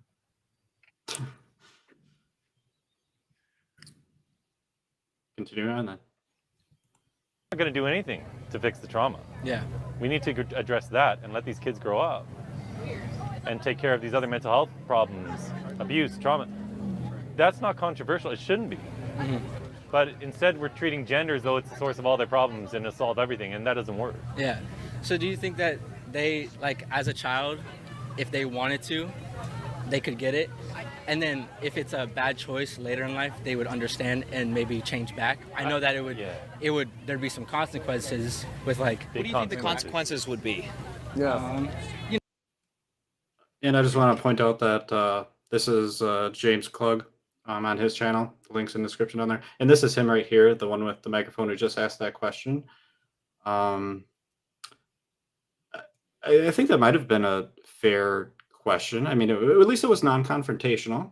I'll give him credit for that. This whole interaction has been non-confrontational. It's been cordial. I like that.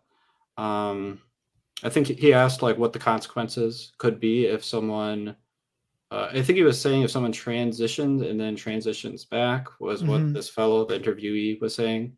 Yeah. And he asked what, some consequences. So, okay, I think that's a fair question to ask so far. We'll see how it progresses.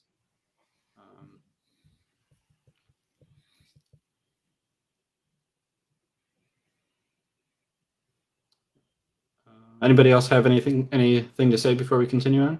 I'd say this one's going much smoother than some of the previous ones. Yeah. I'll give them credit that it's all been very, very cordial. Nobody's yelling at each other. Nobody's screaming. Nobody's even talking over each other. There might be some assertions that are being made that, you may want to be a little bit more clear. You may want to lay that out a little bit. This causes this because of this. And this is how I know that that's the case, and lay it out a little bit more. Maybe they're on limited time, but I think you'd probably want to do a little bit more of that instead of just asserting it. But either way, at least it's cordial. So I'll give them some points for that. Continue on then. If they decide if they're not non-binary but they want to be transgender, and they have to go through further evaluation to see if they want to be, go through a process. Physical though, consequences though. Yeah, like physical what consequences. So historically, most kids with gender dysphoria. I just want to point out that I don't think the question was actually answered, and then he asked it again.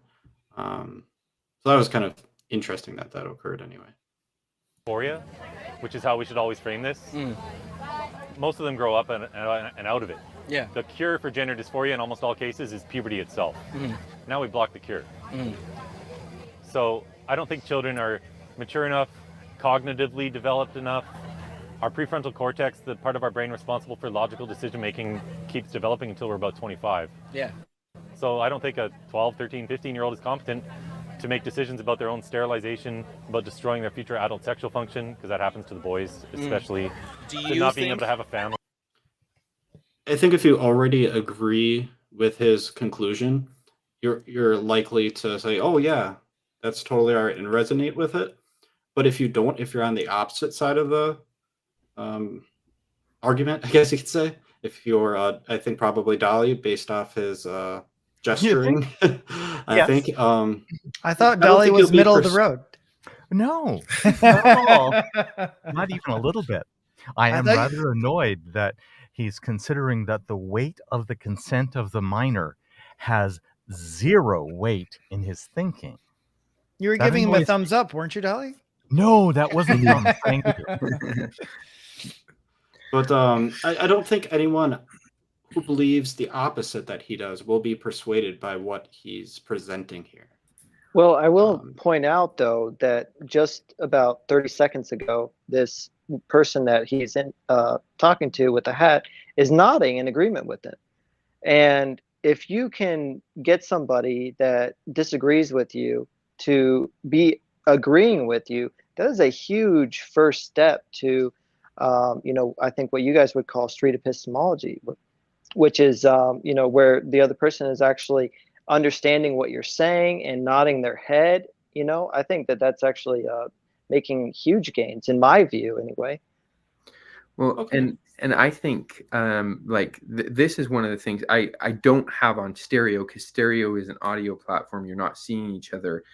But this is one of those situations where the thing that I agree with you on is that it's really important to be reading people's body cues and what they're doing, that nodding.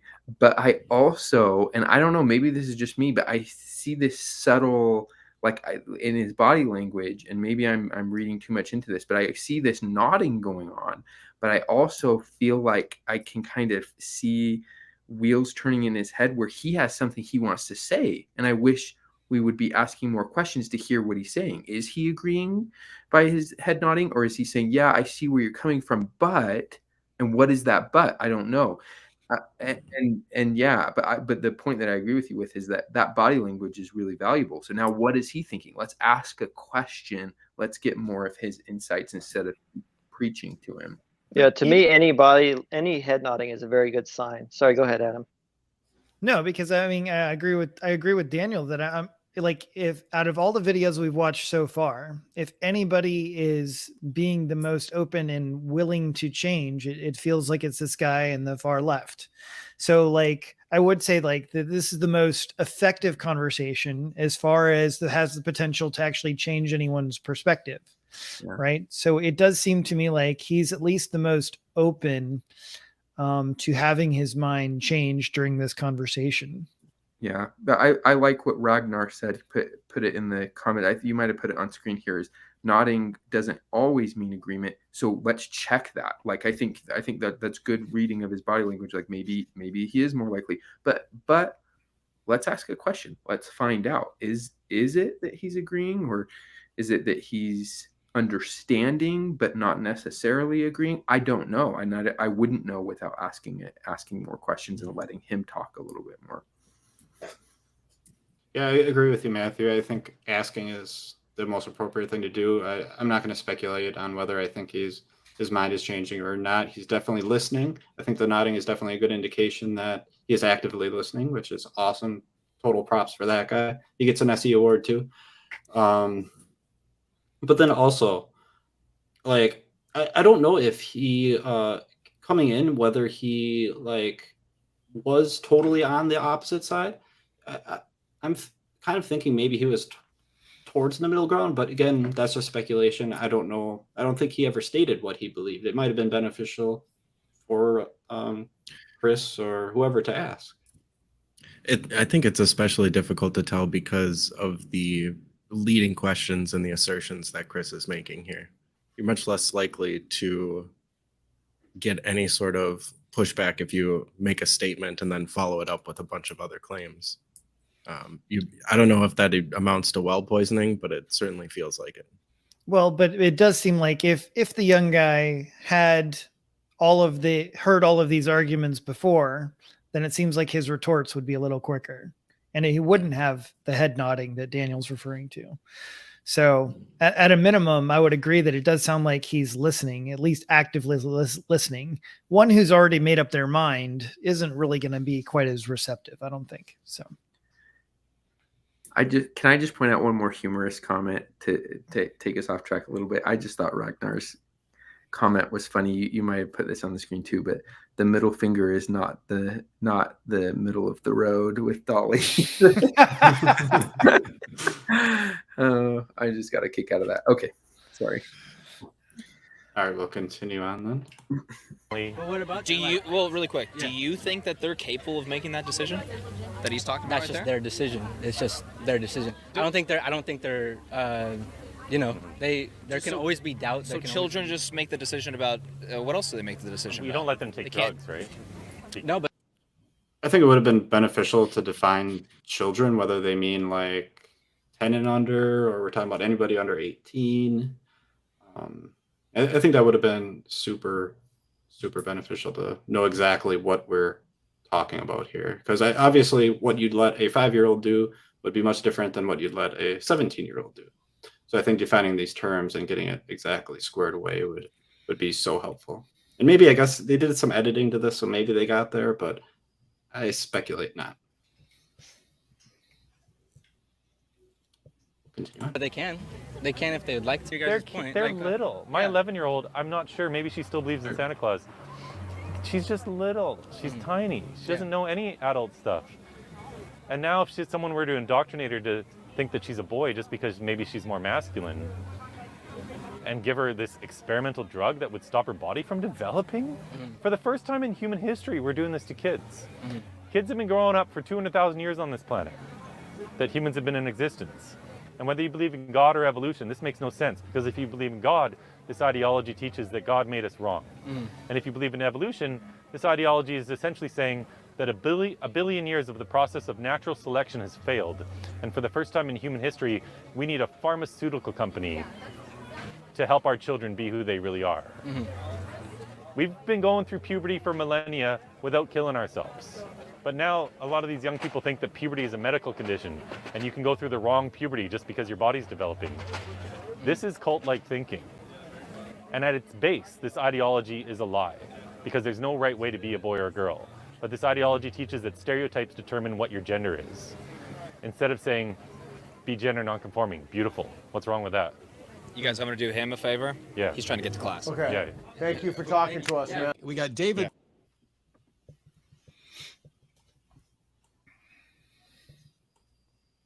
All right, that was the end of that clip. Anybody have any thoughts? Just to follow up on what Ragnar said, using loaded language like indoctrinate and cult-like thinking, it's not going to be a very effective communication tool. Yeah, it's more of an attack rather than any kind of fruitful discussion, right? Okay, but going back to what we talked about prior, right? This guy's an activist, right? He's not exactly here to learn, right? So it's very different, right? And so you can convince some people who are in the middle of the road if they're, depending on how far they are, right? Because for many people, they don't want to be a part of a cult. I mean, it's true what Ragnar is saying, right? Loaded language, indoctrinate, cult. Well, yeah, people in the middle, they don't want to be part of a cult because the cult person who joins the cult's always the sucker, right? So concerning this other guy's objectives, I guess, yeah, we'll just say it's like, no, he's not a street epistemologist, right? He's an activist. I guess, should we use those types of tactics to convince people? As an activist? Yes. I would be so, and if I'm sure somebody's done SE on this, but I would be really interested in watching a show on that. Someone making the claim one way or another, and doing street epistemology to maybe uncover what are the best ways to. I think the two things from this show that we've done tonight, the two shows I would be the most interested in seeing next are someone making a claim about, are these tactics as an activist more effective, and in what way, or are they more effective at X than the other tactic? And then the other one would be what was at the beginning we were talking about something else, and I can't remember what it was. These tactics are better. Yeah, I'm going to agree with Daniel. And I think what Ragnar says here, we want the person to change due to good reasons, not due to bad reasons. Yeah. And I agree with that. Like, I do too. Okay. I do too. But talking about good reasons and talking about rhetoric are two different things. I mean, I guess the way I view rhetoric is just like, why? I mean, I know it can change people's minds. I know it can be very effective. And like, I get that that's kind of the goal. Like, if someone wants to change someone's mind, they can use it and it can meet their goal, right? But like, is it going to change that person's mind forever if they come across a better method, a better reason? If they have a conversation like a street epistemology conversation, and that changes their mind back, like, what was the point? Like, if that person has another SE conversation, sure, they might fine tune wherever they need to go, or they might take in more information. But I just feel like we should be changing people's minds based off of reliable methods and not just propaganda, I'm going to say something, again, that's probably going to be a little bit unpopular in this room, but I do want to say it. Have you guys ever read or heard of Jonathan Haidt? Okay, because one of the things he observed, and this is actually a liberal, is that people are like a rider on an elephant. I don't know if you guys have heard of this, but he calls it the elephant and the rider. And what he means by that is that the elephant is really the one that's in control, and the elephant represents our true desires, like what we want to be true and what we want to do in life. Those are like our subconscious things that are about us and our motivations. So subconscious motivations is the elephant, and that's the real powerhouse. And then there's a little rider on top, And he's the one explaining all the different directions that the elephant is going and rationalizing it. But at the end of the day, the elephant is the one that's in charge moving the rider. The rider is not in charge. The rider is the intellect, and the rider is just explaining to everyone why the elephant is doing what it's doing. But really, the rider isn't the one that's in charge of where the elephant goes. He's just acting like he's in charge of where the elephant goes. And I completely, for the most part, have to agree with that. Do you guys know what I'm talking about? I see you shaking your finger, My Dali. rider is actually in charge of navigation. I think I actually allow my rider to make most of my choices, and I let my elephant learn, not bludgeon through. Well, I have to say that's exactly like something you would expect a writer to say, though, isn't it? Completely. And if I'm wrong, please bring it to me and tell me how I can do it better so that I can have my writer more in charge. Yeah, but I mean, that's the whole point. We all think that we're in charge, that we're these rational agents, but really it's the elephant that's in control. Really, it's our subconscious, the subconscious desires that we have. For example, like if I want to, not have, if I want to like have all the sex, because I just love sex, right? I'm probably not going to want to be like a Christian, because then I'd have to feel guilty about, all the sex that I want to have, right? And all the partying that I want to do. So that's the elephant. And then my writer is going to be like, well, here's all these reasons why Christianity isn't true, and that's the reason why I'm not a Christian. But really, it's not actually that. It's all these other, subconscious, more base reasons. It sounds to me like you think that the writer uses justifications, rationalizations, and wishful thinking as a primary means. Is that correct? Yeah, that's my understanding. Can I what teach Jonathan my Haidt writer found. to use better means? And how would I do that? Well, the whole point is that the writer's not in control. The point is that the elephant is in control. So the writer really Always? isn't. It seems to be most of the time, the vast majority of the time If your in human writer was in experience. control, if your writer was never in control, how would you know? I don't think you would. That's kind of the point. Okay, if your writer was sometimes in control, could you tell? No, I don't think so. I think you could tell if my writer was in control some of the time or not, right? You think you know whether my writer is in control? No, I don't think so. You couldn't tell whether my writer is in control or not? No, because I'd have to know Then your why do you subconscious. think that you know whether my writer or my elephant is in control? What's your insight? Well, you'd have to read what Jonathan Haidt wrote and I've read understand Jonathan the Haidt. studies. Please tell me where you would be able to know whether my rider or my elephant were more in control. No, I'm not saying I would know where your I when think your you writer was would more know. in control. I think you would know, because I think you could observe my behavior, and I think you could observe what I say about what my intentions are and my behavior. And if you find them in alignment, you would think my rider was in control.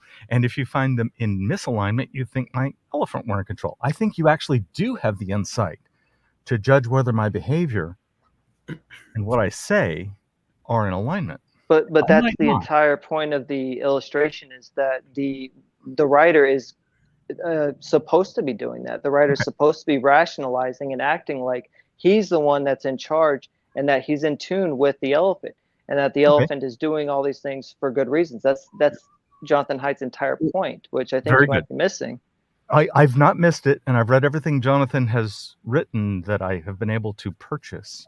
So I ask the rest of the room, there's 4 other people, what's your confidence that you could have a useful, informed opinion about whether my rider or my elephant were in control? Pierce, do you think Sorry, you can can you tell at all whether or not my rider is more in control or my elephant by speaking to me and looking at my behaviors and what I say and seeing if they're aligned or not? Dali, are you talking about the elephant for somebody else or individual? I'm talking about selves? me, my rider, my elephant. He says, Jonathan says my elephant is always in control and my rider is never in control. And I say sometimes. an external observer might be able to make that determination.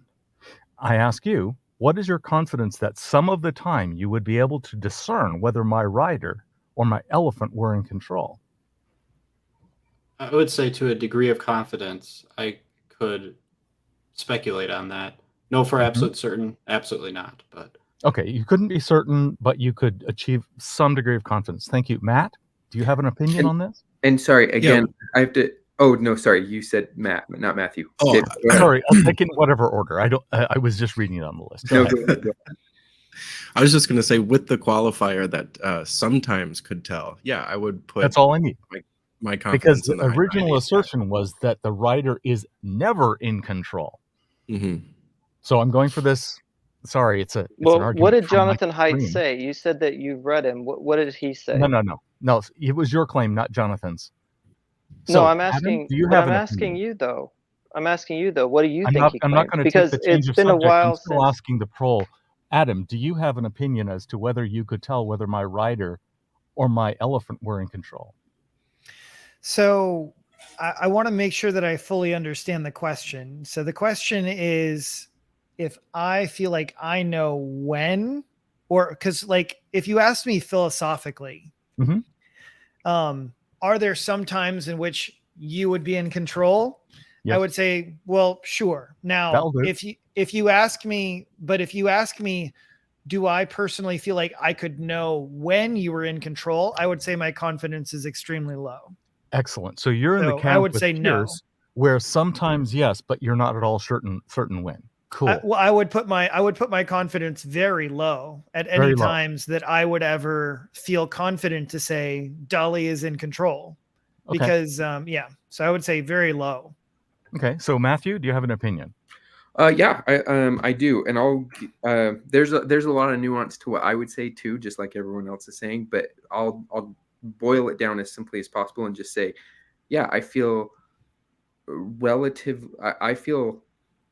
relatively high confidence that I would say that I could tell, and I think because of my the evidence that I find is credible that God exists in the way that I believe that he exists, because I believe he gave us agency and choices, which would mean our rationality would need to be largely in control. So yeah, I would say relatively high I could tell, and I think most people would need to have some level of rationality that's in control.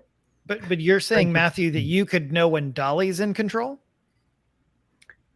I believe that because of the confidence that I have in my other spiritual and religious beliefs, I think generally, yes, I would believe that most people have more autonomy and agency than a lot of people give credit for. Okay. Thank you for that feedback. Thank you for putting up with my assholiness and being all pushy about it. And what I'm getting from the room is that there's probably more control that I have than what is being completely thrown out and disqualified by Daniel based on the input of Jonathan Haidt, which now he wants me to give him chapter and verse. I'm not going to bother with that. Thank you for that. I didn't ask for a chapter and verse. Yes, you did. No, I didn't. I just asked you, what is your recollection of what he said? That's all. Because I might be misremembering. I read the book about 5 to 6 years ago, maybe longer. So I recall him saying it's a great deal of the time based on what he studied, maybe all the time. That's what I recall him saying. And you sound like you read all of it. So I'm wondering what you remember him saying. Not chapter and verse, just do you remember him saying something different? Yes. Would you mind telling me? Yes, I would mind. I don't plan to go chapter and verse with you because I wasn't discussing whether or not I agree with Jonathan on this. I'm only discussing whether I agree with you on this. And I'm going to stop talking because I'm already smelling too much like an asshole to me. And we're going to move on then. We're going to continue with the rest of the video since Dali doesn't want to continue with that conversation. And because that's not what this live stream is about. So we're going to continue on. I'm going to do him a favor. Yeah. He's trying to get to class. Okay. Yeah. Thank you for talking to us, man. We got David in Arkansas. Pronouns are he, him. Welcome, David. You had a question about atheists and abortion. So Welcome to the abortion show. Yeah, thank you. I respect you. I respect y'all. I do want to say I understand why the abortion topic is coming up because obviously it's in the news. But the thing is, it's not an atheist topic to me. To me, there's not blanket atheist morality. And I'm an atheist, and I am like Ben, and I don't want to get angry or being disrespectful, but you have a position just like Ben. So immediately destroying any chance of rapport. I edited that out. I'm sure you guys know what he said.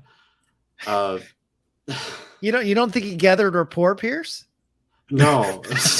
Like, what was the point in saying that? I mean, to be entertaining. It was to gather rapport. That was his. It was his initial olive leaf that he was extending in friendship.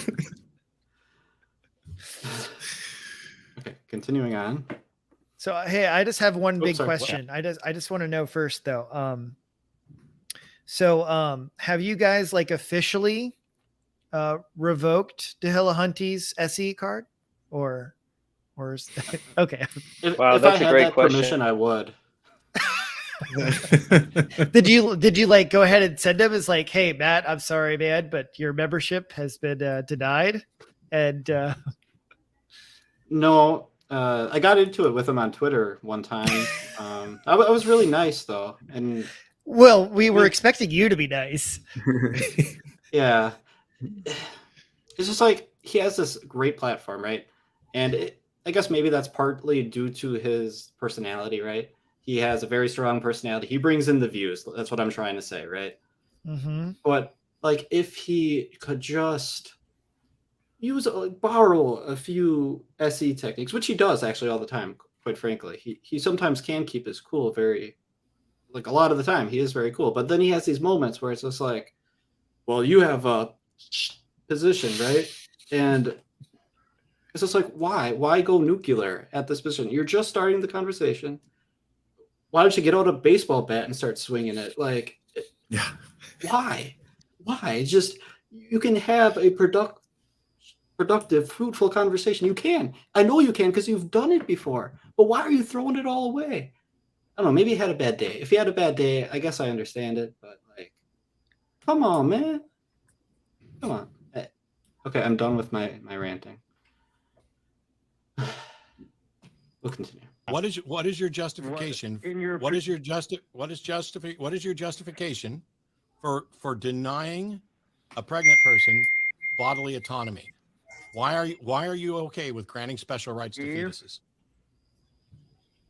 If the woman consented to sex, she knows the risk involved with that. That said, I would also. That said is nothing, David. No. That has nothing to do with the question. That has nothing to do with the question I asked, and we've already addressed it. Yeah. So the caller said, like, that being said, and then he was gonna say something else. I think it might be worthwhile to know what he was going to say instead of maybe speculating on what he was going to say. I don't know. I don't know how he doesn't care. No. Yeah, exactly. He doesn't care. It's like, oh, I know you have thoughts. I don't care. Yeah, Matt's mind is totally made up. Not that mine isn't, but it's very clear that his is. And even if your mind is made up, is it worth listening to someone who has a different view than you? Absolutely. Personally, I think it is. Yeah. And I think he should have given this caller a chance. Apparently his name's David.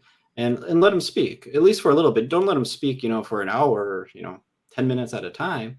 But let him get his thought out, learn what he was going to say, and then come back to it and say, hey, okay, this is what you said. Let's talk about it.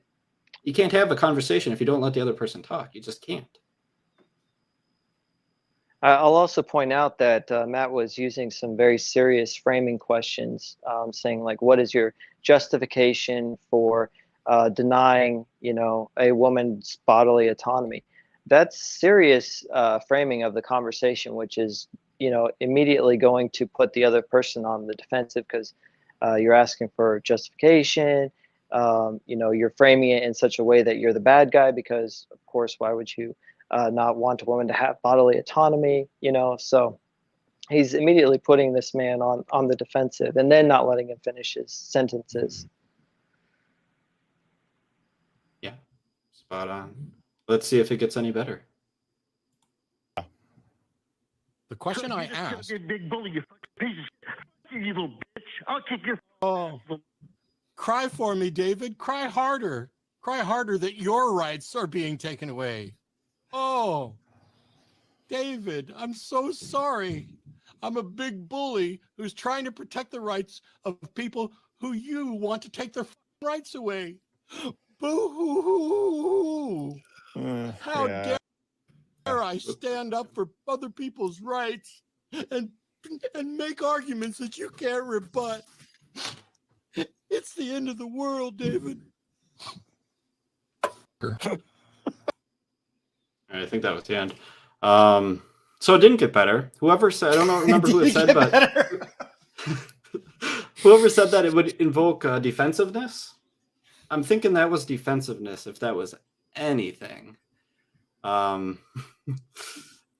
mean, I blame the caller for exploding like that, but it was kind of provoked. What is he? It was very confrontational, very, very confrontational. So I think if a different approach was taken, that would have never happened. Not in a million years. If he would have been doing SE, not a darn chance in the world. I would say, considering the topic of the conversation, it could still definitely happen, depending on who you're talking about, because this is a very charged conversation topic that they're having, one of the most charged. So if you're talking about this with somebody that you disagree with on either side, emotions are very likely to be running. So you got to be careful. Like if you're trying to keep things cool and not have a dunk contest, you really have to go out of your way, especially if they know that you disagree with them. Yeah. Hey, guys, the SE guys, have you ever run into, whether it's on YouTube or you personally or whatever, has a reaction like this ever occurred in a conversation that have you ever observed that you have? With you, Dali, really? I want to hear about that sometime. Yeah, I'll DM you the link. But please don't publish it widely. It's embarrassing to me. Okay. No, I would never. I'm actually joking. It's okay if you do. Okay. So I'll just say it to everybody else. My first conversation with moral government, also known as Rochelle, turned into a ugly. I do remember that, actually. Yeah. If you would have do you think you took a perfect SE approach with that conversation? Absolutely not. And hopefully in that conversation, I said so and said that I was role playing and willing to let myself go way off the hook compared to what I would usually hold as limits. If you would have taken a perfect SE approach, you think it would have had a different outcome? Okay. Yes, the outcome would have been different in that the conversation would have been 35 minutes shorter. I would have done an immediate exit at an hour and 20 minutes. Interesting. Yeah, so I guess that's my point. If you do really build rapport and follow guidelines of SE, it really shouldn't escalate to that point. You should be walking away before that point, honestly. But if you're following the steps, it really shouldn't happen. I don't think if you're doing SE by the book, I don't think it happens. You can make mistakes and maybe it can escalate. But that just gave me great insight for stereo that I didn't even think of. Like I can hit a button to leave a stereo conversation and just start a new one. Anyway, like there's one conversation I'm thinking in particular where I got kind of heated, not because of the topic, but because the guest that I had on the show was not willing to play by the rules. I don't know if that and that's what bothered me most. Like I don't care what his opinion is. It was like, come on, we're not and so I got a little heated, but I'm like, oh, I can leave. I can leave even digitally online. You couldn't ban your guest? Well, I guess I have to look at stereo to see. It depends on the context in which how you add them on. Because if you invite them up, I think you can. If you are looking, there's a way in stereo where you can look for a random guest and then they can be added onto your show. And depending on if you do it that way, I don't think you can. But you can leave your show whenever you want. Yeah. So stereo is a little bit different than other platforms, but either way, there's a way to get out of the conversation, and it's not like, I mean, I don't have hard feelings if I have to leave. But anyway, that was a good insight for me. I'm glad that we pointed that out. All right. Any last comments before we move on to the final clip?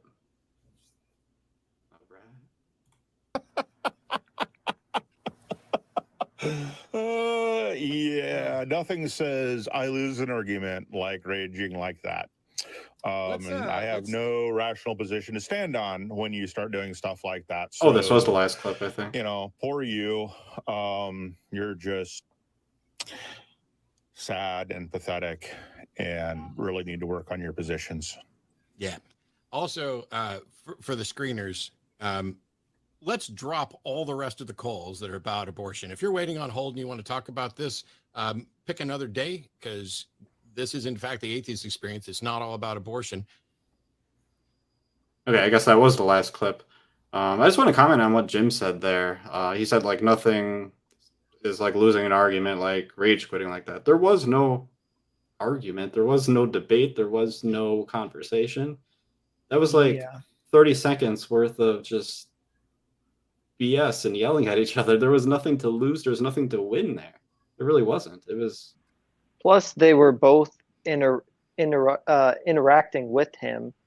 That's basically 2-on-1, which I really don't appreciate that myself personally. I don't see that as being very cordial or helpful in a conversation. Like, if there's two people there that disagree with one person, to me, one of those two people should try to stay quiet, because it's really unfair when you've got two people, two minds against one mind, especially in a confrontational debate like this clearly was. So anyway, that's my thoughts. I invite a 5-to-1 dog pile. Go ahead, kick my ass. All right. Does anybody have anything else that they'd like to add? That was the last clip, so we got no more.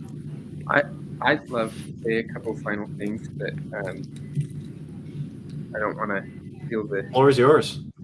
I think, okay, so I from this show, I think I remembered what the second show was that I would love to see is activism worth it if you end up changing your mind? Something along those lines. I think that would be an interesting SE topic too. So maybe the claim could, just an honest claim that somebody would make, but it might be like activism is not worth it if you're open to changing your mind, or maybe the claim is activism isn't really activism if you're not changing your mind. But I'd love to SE that, right? That was the other one that'd be interesting.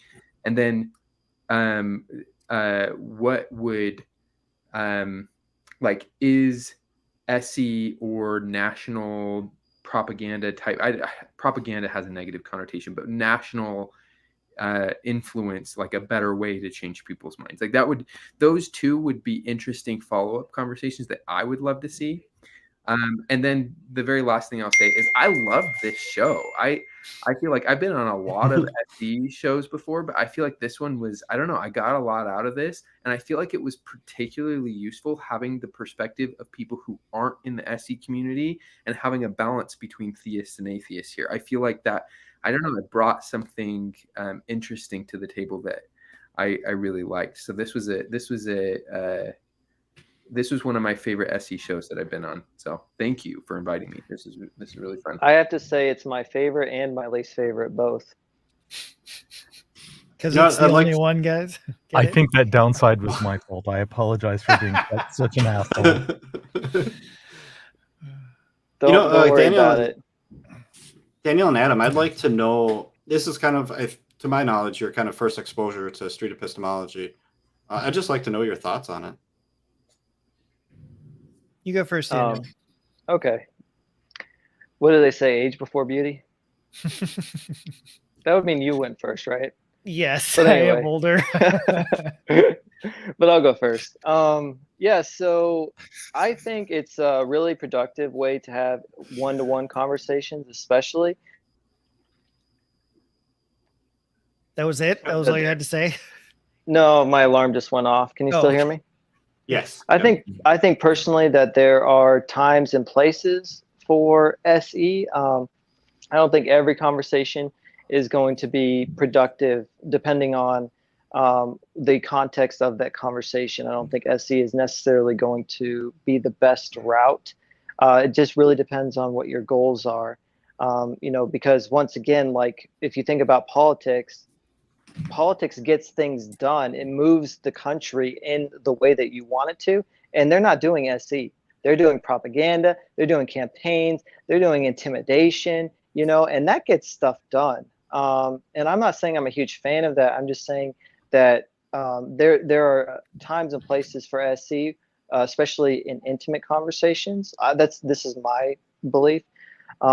And it's very helpful, especially for times like that. And what I also say, though, is that I truly do believe that if you're too open-minded, that your brain can fall out, and that it's not necessarily good to be open-minded if you do know what is true, because it's good to listen to other people and learn from their perspective, but it's not always good to change if you are right on the money as far as what's true.